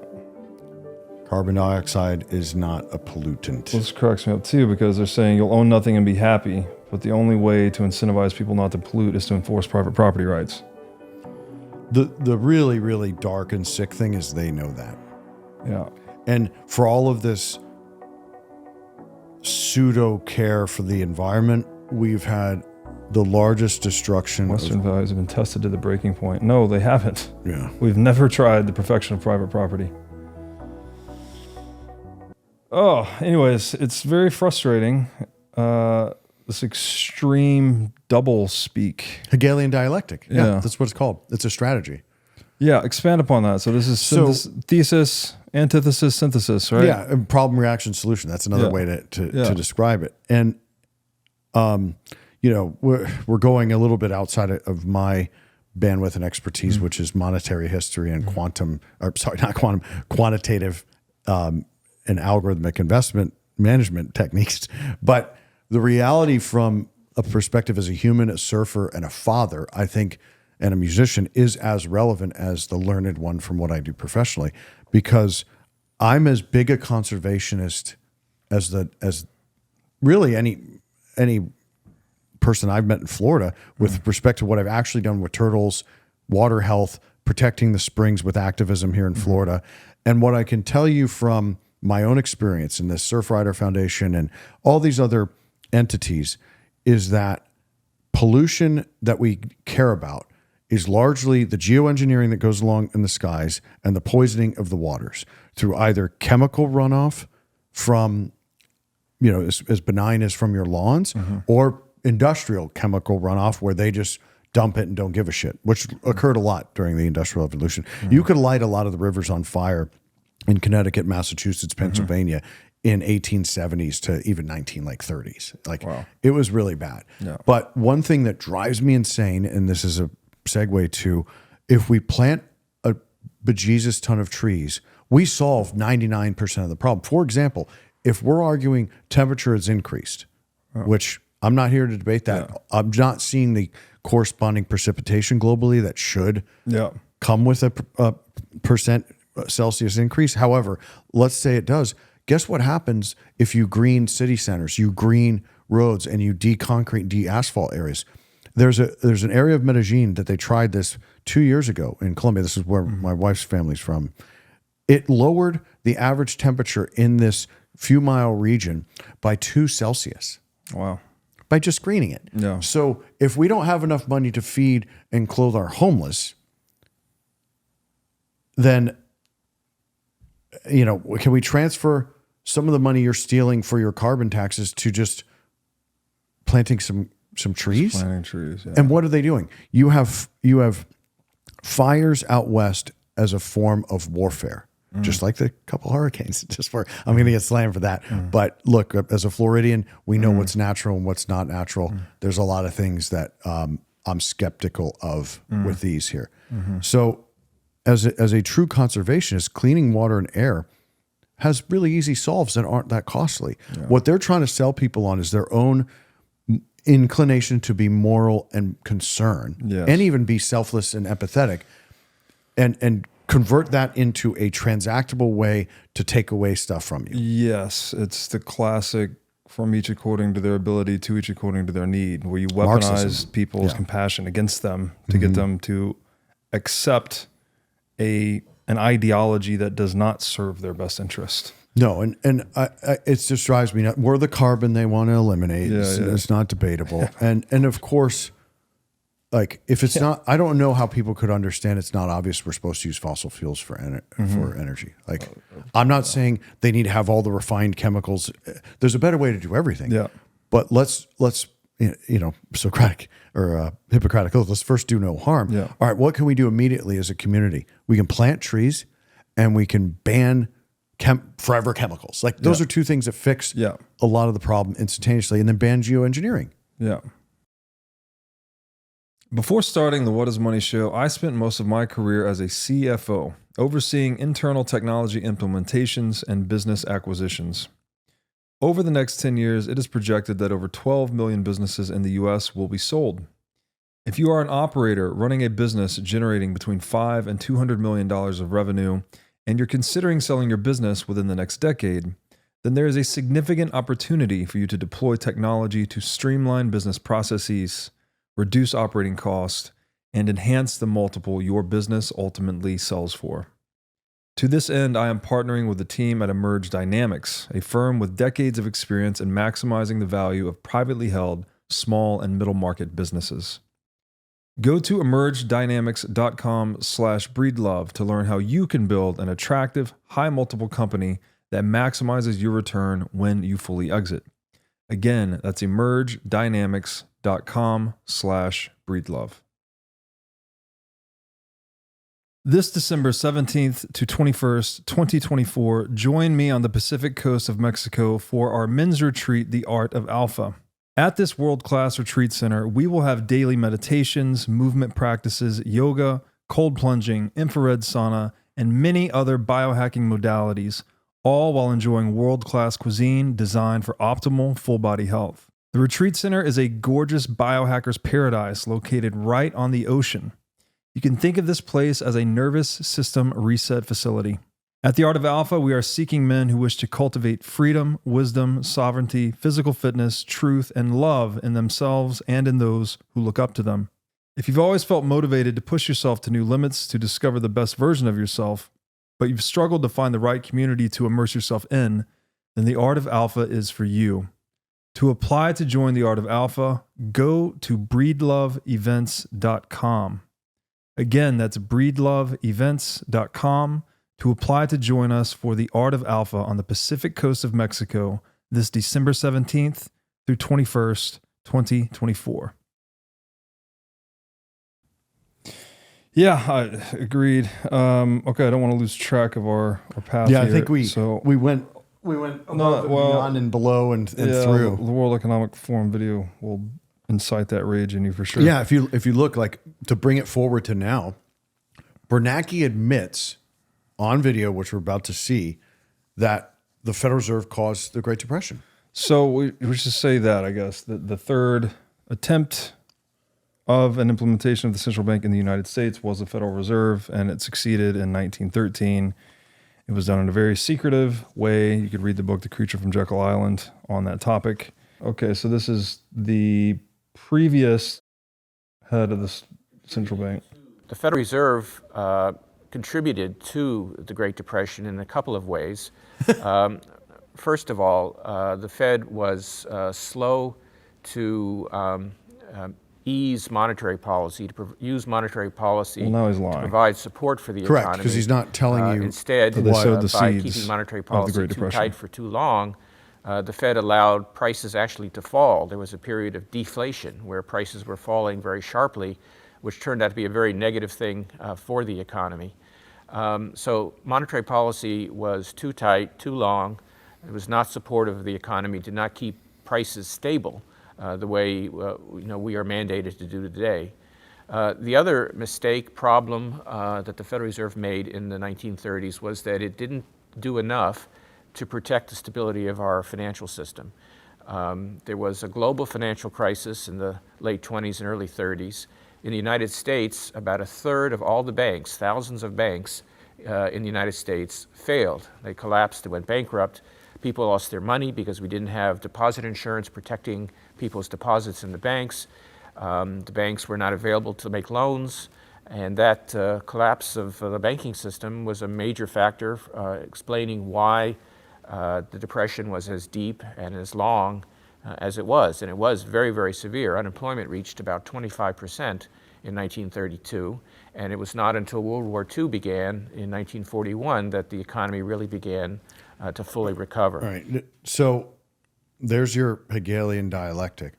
What I think's of note, okay, we're willing to admit involvement because it is irrefutable, but I'm going to sell you on the practice I'm doing now as what we should have done then earlier. Exactly.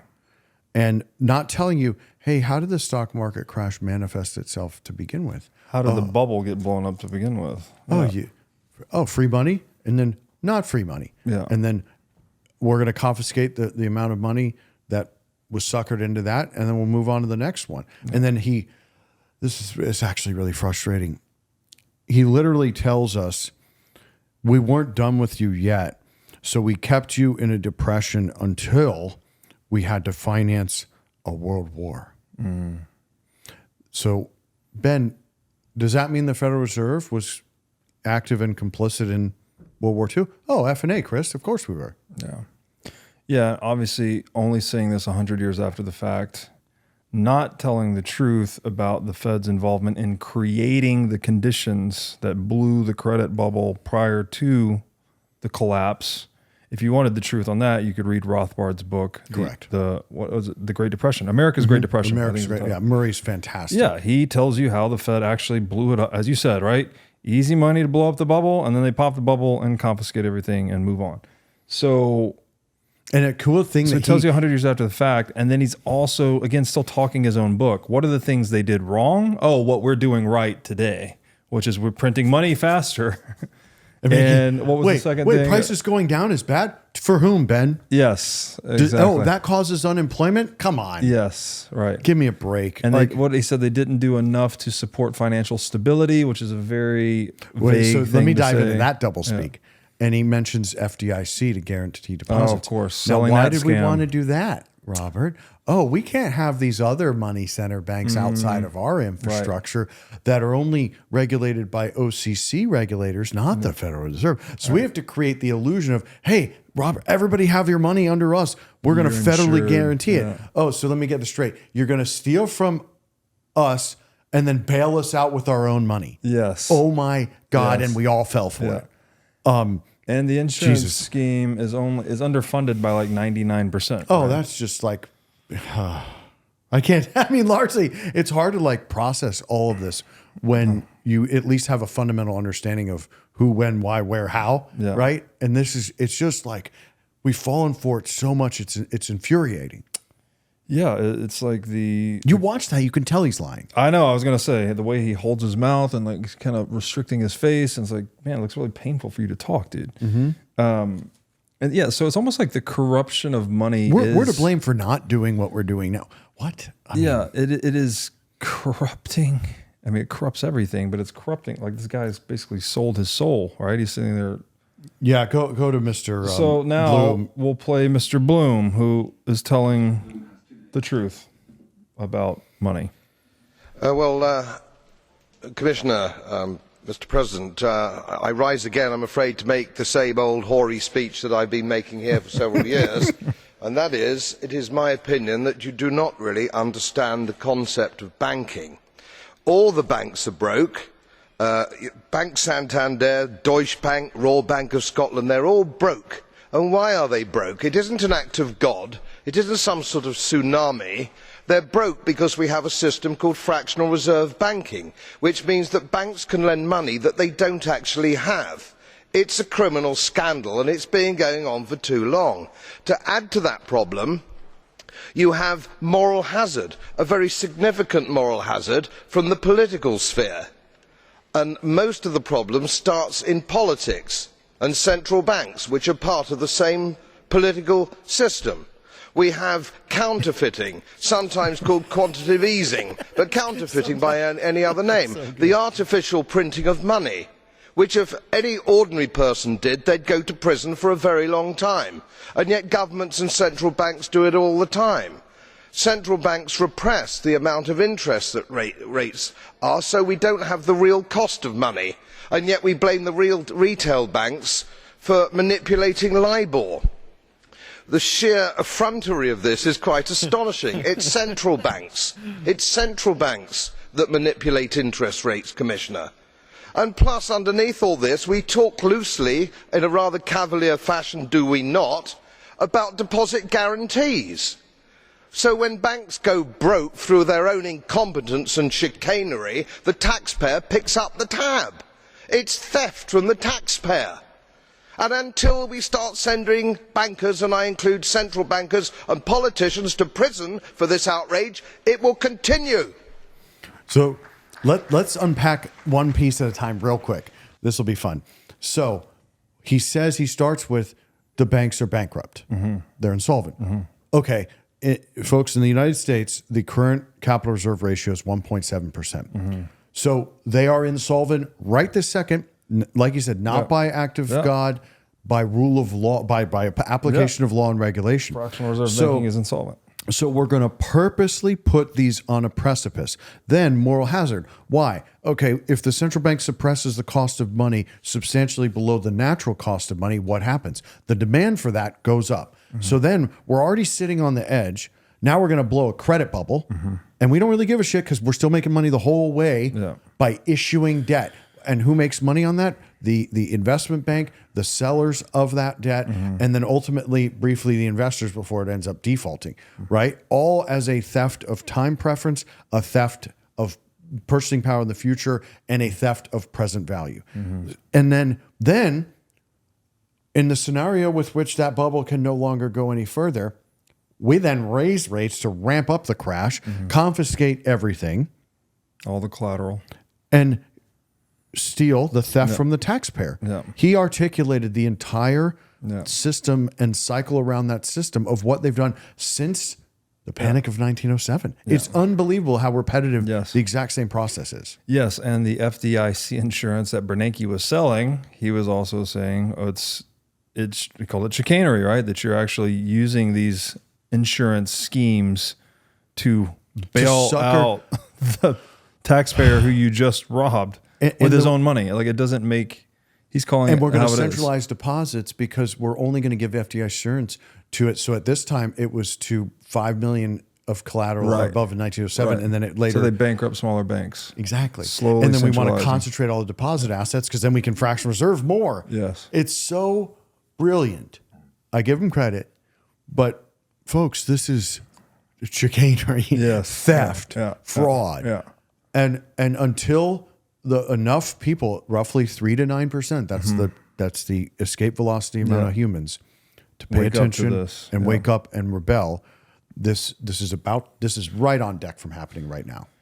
Yeah. So Panic of 1907 parallels, I guess, the great financial crisis of 2007. Federal Reserve founded 1913.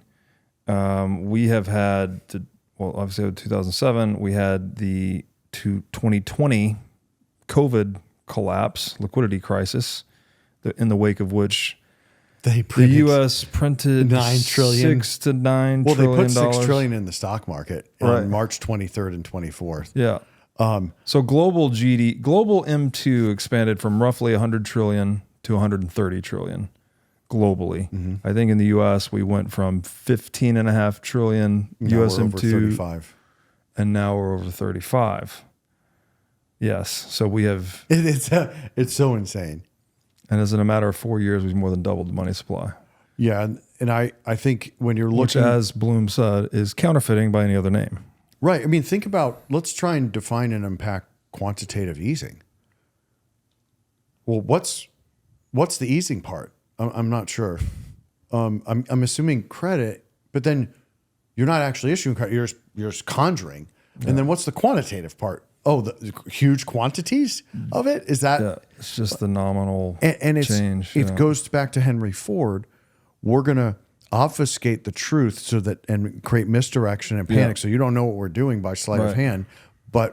And then we're going to rename something where you're not even going to know what the hell we're talking about. But like he said, counterfeit. Yes, counterfeiting, no matter what you call it. And that's, again, back to the language game, is it's shrouded in all of this jargon and technical speak. And you heard Bernanke trying to invoke a lot of it. But Bloom, who's been on the show, great guest, just cuts through the bullshit, right? Like, this is theft, plain and simple. We can't, it just doesn't work. It just doesn't work. I don't know what else to say about it. Like, if you haven't gotten to that point yet, like, this does not work. We're going to go through this entire process again. Are we now, if these parallels are roughly correct, Panic of 1907, GFC of 2007, are you looking towards a collapse in 2029 that parallels the 1929 Great Depression? It's hard to put an exact timing on it. But what the parallels between 1907 and the GFC, which I love how they brand these things. Panic of 1907, the Great Financial Crisis, the tech bubble of 2000, savings and loan crisis, 1987, 1990. Bubble, pop, 1, 2, 3, 4, 5, 6, so, 7, and we'll get into, next one we'll do Great Depression. And then I really, the savings and loan one's sketchy because it's a stroke of a pen that changes rules of law, and then everybody loses their assets. We were alive when this happened, and it's really important. But what the parallels are between 07 and 07, 100 years apart, is we are going to remove the capital centers that are competing with us, and we're not going to allow both the constituent participant or the business operator to be separate from under our control. So in 1907, it's trust cos, and in 2007, it's investment banks and broker dealers. Now, you don't even see any investment banks anymore. There's no prop desks for a bank anymore, right? There's just this malaise of managed money bullshit products like exchange traded funds that track indices and baskets that don't actually own any underlying assets. That's what's so hilarious about it. It's asset management, but there's no assets. It drives me insane that there's nobody actually like exposing this to a greater degree. But you really... there was many more than just Bear Stearns and Lehman Brothers that were bankrupted in that same process, all by choice. Like, wait, how did JP Morgan get everybody's assets? And then I'm on the floor of Morgan Stanley, right? Morgan Stanley was one of the chosen ones to remain. They forced a bank on Morgan Stanley, Zions, because it gave them access to the Fed discount window. So now, this is our play to get you all tied in to our repo, our reverse repo, our QE, our Operation Twist, this, that, and the other. So we're going to push out competition and then bring you under control. John Mack hated this process. And he said exactly to the company at the time, exactly what was wrong with it and why he didn't want to go along with it. And he shortly retired thereafter. So, as often happens when we have these conversations, we get to this point where all seems doom and gloom. Like, humans have been doing this for a really long time. It's a really dark story. It's cyclical. We can't seem to get our way out of it. Although there have been glimmers of hope, as we alluded to with Mr. George Washington and Andrew Jackson and these other people fighting on principle for the elevation of human consciousness and the advancement of individual human freedom, largely through the implementation of strong private property rights which is a tradition that is ancient, but has been increasingly systemized and codified in documents like the Magna Carta, the U.S. Constitution, etc., but always under attack by this centralized money interest. So here we are today. We have Bitcoin, which I think you brilliantly described as trustless infrastructure, right? Trustless. Maybe we'll start there. Because even in that video I have, which Peterson's wrong about this, he says money is trust. Nope. And Nick Szabo says money is the trust minimized asset. So let's disentangle this. Mm-hmm. What is the relationship of money and trust? So they want they being the central banksters, they want you to believe money is credit or debt. Right. No. Money is a transferable, commoditized increment of labor. Yeah. For lack of a better phrase, it's your proof of work. Yes. Proof of work. Exactly. Whether it's seashells or paper notes, it's immaterial to the medium of exchange, just that we agree on the modality of the exchange. All right. Why does trustless matter? Right? What is the problem with all of the coinage crises, whether it's Rome or it's England? Well, I may have a shiny gold coin, but it might be 70% brass. So you have to trust because we're going to transact right here in a matter of minutes or seconds. You trust the issuer. You have to trust me as holder and issuer that of the 99.9% purity, because you need the 0.1 alloy to make it right transactable, that I'm giving you that ounce of gold, for example. So why trustless is so important is that it removes friction, it removes time. So I'm getting time back by using something trustless, and I'm removing transaction friction, which then creates capital efficiency and velocity of money, which is the greatest per capita GDP expander right on earth. Is you need velocity of money to create more wealth. Yeah. So the more rapidly people can trade with one another, the more rapidly we create wealth, and every friction to the movement of money is an impediment to the creation of wealth, basically. Correct. Now, trust, again, is a tricky word, tricky word, because what we're saying is that we want money that doesn't require us to trust an individual or an institution to certify the authenticity of that money. Correct. Right? We want a money that is, we don't need to trust. We can verify, as we say in Bitcoin, that it's verifiably this incrementalized unit of labor energy, as you've described it, right? And so the proof of work that money represents, that it commodifies, has to be integrated into that monetary unit, right? This is what gold was and is, right? There's a proof of work necessary, an expenditure of labor energy necessary to produce whole mining gold. process. Yep. It cannot be printed ad infinitum like paper. So that makes gold really good at holding purchasing power over time. But as we alluded to earlier and showed with that, Rothschild's video, it's not so good at moving purchasing power across space. So we needed to put it into a vault, abstract it into a paper note or an electronic version of the paper note, and make it transactable across space to increase that intensity of exchange that you've described. Okay, that works actually, right? Gold-backed currency works if we weren't sinful, fallen, corruptible creatures, right? You don't have to trust the custodian that they're only going to issue as much paper as they have in reserves, as they have gold in reserves. Otherwise, that custodian will misrepresent what they have. They always will. And engage in fractional reserve banking, which is this fraud built into the money that ultimately culminates in zero reserve banking, a la fiat currency, that we all live under today. What is Bitcoin? Bitcoin is the perfect commodification of this labor energy, right? It's in a way that holds purchasing power over time perfectly because it has a fixed supply, but it's also just digital, right? You can move it at the speed of light, so it moves really well across space. So if money is the thing that moves purchasing power across time and space, Gold is great across time, but not space. Paper is good across space, but not time, because we print it and hyperinflate it.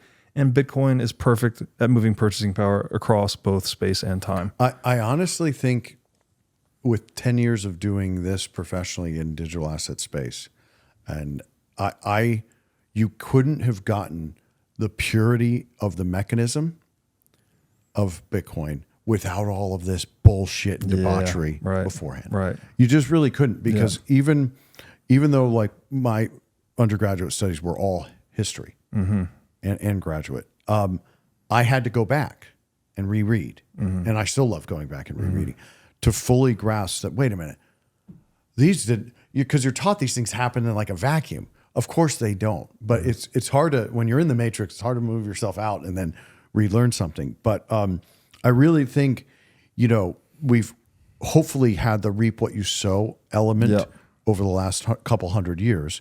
I mean, there was no world wars before, right? And hopefully we don't have one on our doorsteps now. Fuck. So I think we have the tools, to quote the Ghostbusters, we have the talent.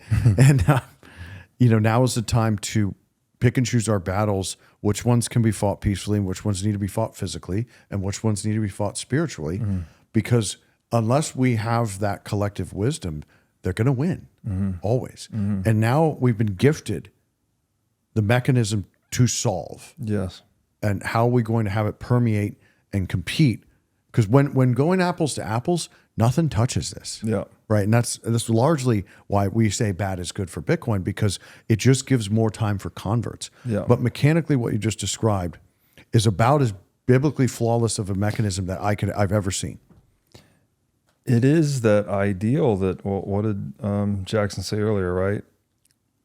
In the same way it rains on rich and poor, high and low alike, right? We need this thing that just treats everyone equally. Equality in the eyes of the law, right? This is one of the principles at the foundation of Western civilization, but we've never been able to achieve it or implement it, right? There's always been, the word lawfare gets thrown around a lot today, right? Where the law is used to attack people, right? It's misapplied. It's corrupted, basically, right? Yeah, it applies to some people no rule of law differently than it applies to other people.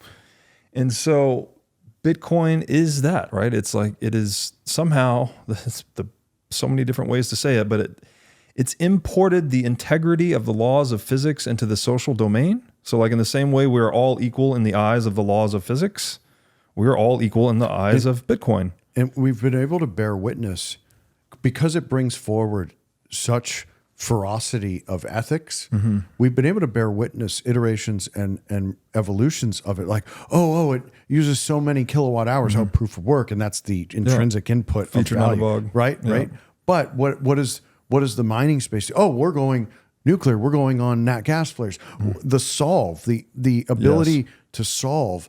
I mean, it's just been a beautiful thing to experience, because nothing's for free. There's nothing solid without trials and tribulations. And to bear witness to that along the ride since Satoshi birthed Bitcoin has been an amazing thing to bear witness to. Yes. And at every ability. I mean, now I'm actually, forgive the self-promotion, I'm actually on the board of a Florida-based company that's creating a smart contract on top of Lightning Network channels to further mobilize, defriction, and collateralize one Bitcoin, for example, to do all of the monetary properties necessary for payroll functionality, borrow, lend, and make it really, really usable at the corporate level. And if you talked to me 5 years ago, I would have never thought that was possible. Right. Yeah. All on a customizable Lightning Network channel with a smart contract. Yes. Yeah. The honesty that an actual gold standard imposes on everything, right? On social institutions, businesses, even individuals. We've taken that now to the next level with Bitcoin. It's like it really is this honest money for inducing the development of an honest world. Now, of course, we're very early in this. People will be like, what are you talking about? The world's going to shit. It's like, well, that's not Bitcoin. I mean, Bitcoin, it might be calling the bluff of all of this. It might be accelerating the demise of this money monster, but the demise that you're seeing is the money monster going, as it tends to do. It goes up in flames, right? And hyperinflation and warfare, all these things, all funded by money printing. So we're bearing witness to the collapse of all of it. It's quite beautiful. We actually, no pain, no gain. Yeah, it's going to get harder before it gets easier. But with the availability of awareness for health, wealth, and prosperity permeating like no other time before, and then having the ability to restart the economic system of humanity overnight, it's already there and waiting. Yes. And I'm not that concerned. Okay, stock borrow, who cares? Right? And generations before us literally lost everything, sometimes 2 and 3 times while they were alive. Of course. And still persevered. Yeah. So while the population is much weaker and vulnerable than it probably ever has been in human history, hard times create strong men. Strong men, yeah. And so we're definitely at that part of the cycle, right? The weak men have created hard times, and we're not there yet. I mean, it's just we're headed that way, right? Going from good times to hard times. So, but yeah, thank God that we do have this way to fix it in a way that seems, I don't want to use the word permanent because nothing's permanent, but man, is it a major fix. Like, it's not likely we're going to go through these same multi-century cycles we've just described, right? That has the first, we've go all the way back to ancient Rome with the coin clipping, but the first modern central bank is 1600s Bank of Antwerp, then Bank of England, correct? Right, all the way up through the Fed. It doesn't seem likely that Bitcoin will allow that to continue for the next 500 years. I don't know when it's going to stop. But Bitcoin, the infrastructure, the asset, already doesn't want to allow it, right? Yeah. It's all the free will of humanity. Despite what others think, we have free will, and it's not that hard to reconstitute what the central banks purport to provide, which they literally do the opposite function. Is we're the borrower of last resort, or the bailout function, and we're here to provide stability, full and blah, blah, blah, blah. Well, guess what, folks? With 21 million Bitcoin, you can take 1 million Bitcoin and assign that in a pro rata distribution via the population of the planet to serve as the trustless, permissionless collateral to recapitalize the entire bottom-up infrastructure of the planet. And it can happen in a week, maybe even a day. Because what capitalizes them is nothing, is only the ability to counterfeit. Yeah. To trick you into using it, basically. Yeah. That's so like, we're not even talking about that metaphysical or that actual bad of an event to occur, to just recollateralize the entire financial system of humanity. Yeah. Yeah. So actually, Bitcoin could actually create this softer landing, right? Who knows what it's going to be like, but absent Bitcoin, it would be definitely disastrous. No, it's going to be really bad. I mean, way too few people have this, but they're going to get what's coming to them. They're going to learn through the pain, as humans No do. pain, no gain. And I'm sorry, but it's largely like, if you have not begun protecting yourselves, and this is a little dark, it's largely getting to where it's almost too late. Well, it is, the reality is nobody's coming to save you. It is individual responsibility.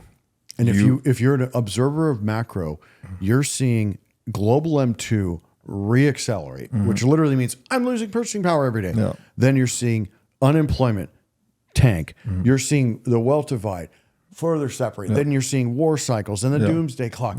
Okay, folks, the hour is late. You know. I go back to this quote from Carl Jung often lately, and he says, "Until you make the unconscious conscious, it will continue to direct your life, and you will call it fate." And this unconsciousness surrounding the monetary system has been driving the fate of humanity for too long. And Bitcoin is making us more conscious of it. I mean, or at least giving us the opportunity to become more conscious of it. Plus, the internet is helping circulate these ideas more rapidly, as we're doing on this podcast. This idea of the resurgence of dialogue in the digital age. And you said something before we started this podcast that used to be really important to a free society, right? That we had dialogue, robust debate that was recorded, that we actually weighed our ideas.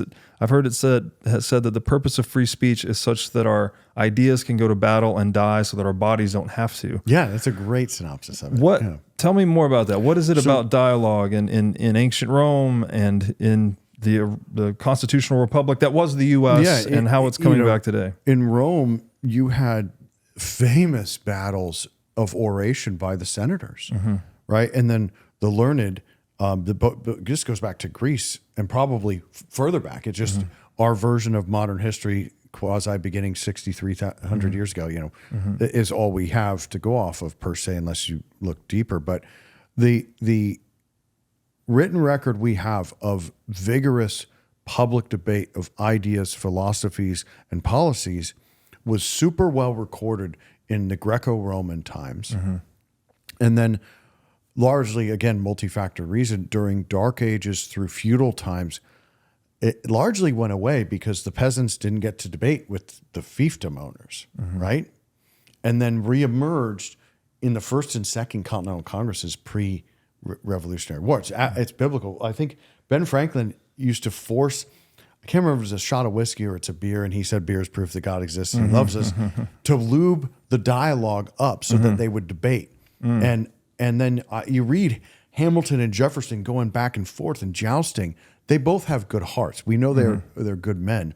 And so to bear witness to that, I think brings to light so much more of not just the power of words and the jousting of ideas, but how important it is to have a First Amendment and a Second Amendment that protects the First Amendment, primarily to protect speech that people don't want or like to hear. Right.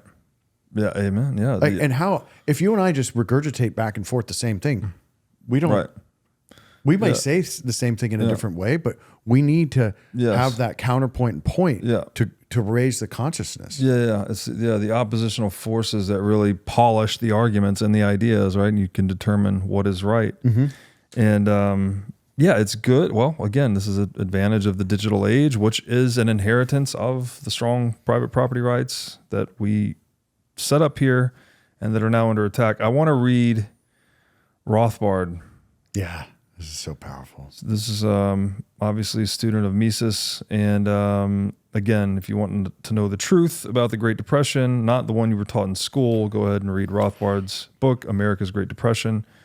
He has so many good books. You could also read The Anatomy of the State if you want to go another layer deeper to learn about statism.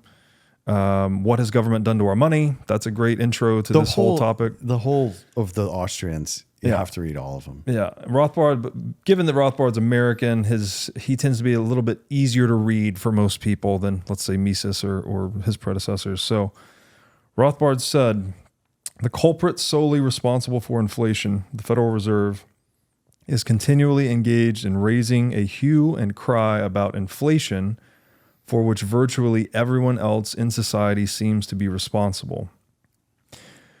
What we are seeing is the old ploy by the robber who starts shouting, "Stop, thief!" and runs down the street pointing ahead at others. You'd like that if I included that. It's literally what Bernanke just said. We literally just watched that. And I think that's a good way to kind of cap off the dialogue, because then, folks, we're going to bring you through the Great Depression and do year by year analysis of that. And I hope that people go to, the books of great men like Murray Rothbard and read this, because he's a very balanced writer. There's no political agenda. There's no publisher behind him. And I've definitely read heavy one way, heavy the other way, where his is right down the middle of as more of a true historian than a commentator. Yeah, and it absolutely prolific in the amount of writing he put out. The quality and quantity is truly impressive. And as you said, Mises.org, great resource. A lot of these books are free PDFs online. It's like, guys, it's all out there. Like, you don't even have to buy it. It's amazing. Cancel your Netflix. Yeah. Download all of it. Yes. And better yourself as a human being. Amen to that. I think it would be fitting to conclude with some more words from George Washington. Yes, it would be. The philosopher king of the United States that never was. I know what you're going to say. It still gives me chills. Who said that paper money has had the effect in your state that it will ever have. to ruin commerce, oppress the honest, and open the door to every species of fraud and injustice. Thank you, Chris. Yeah, my pleasure. Thank you. Thanks for watching.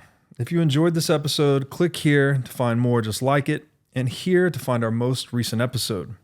Also, make sure to like this video to help shine light on the corruption of money, and be sure to subscribe to this channel to stay connected.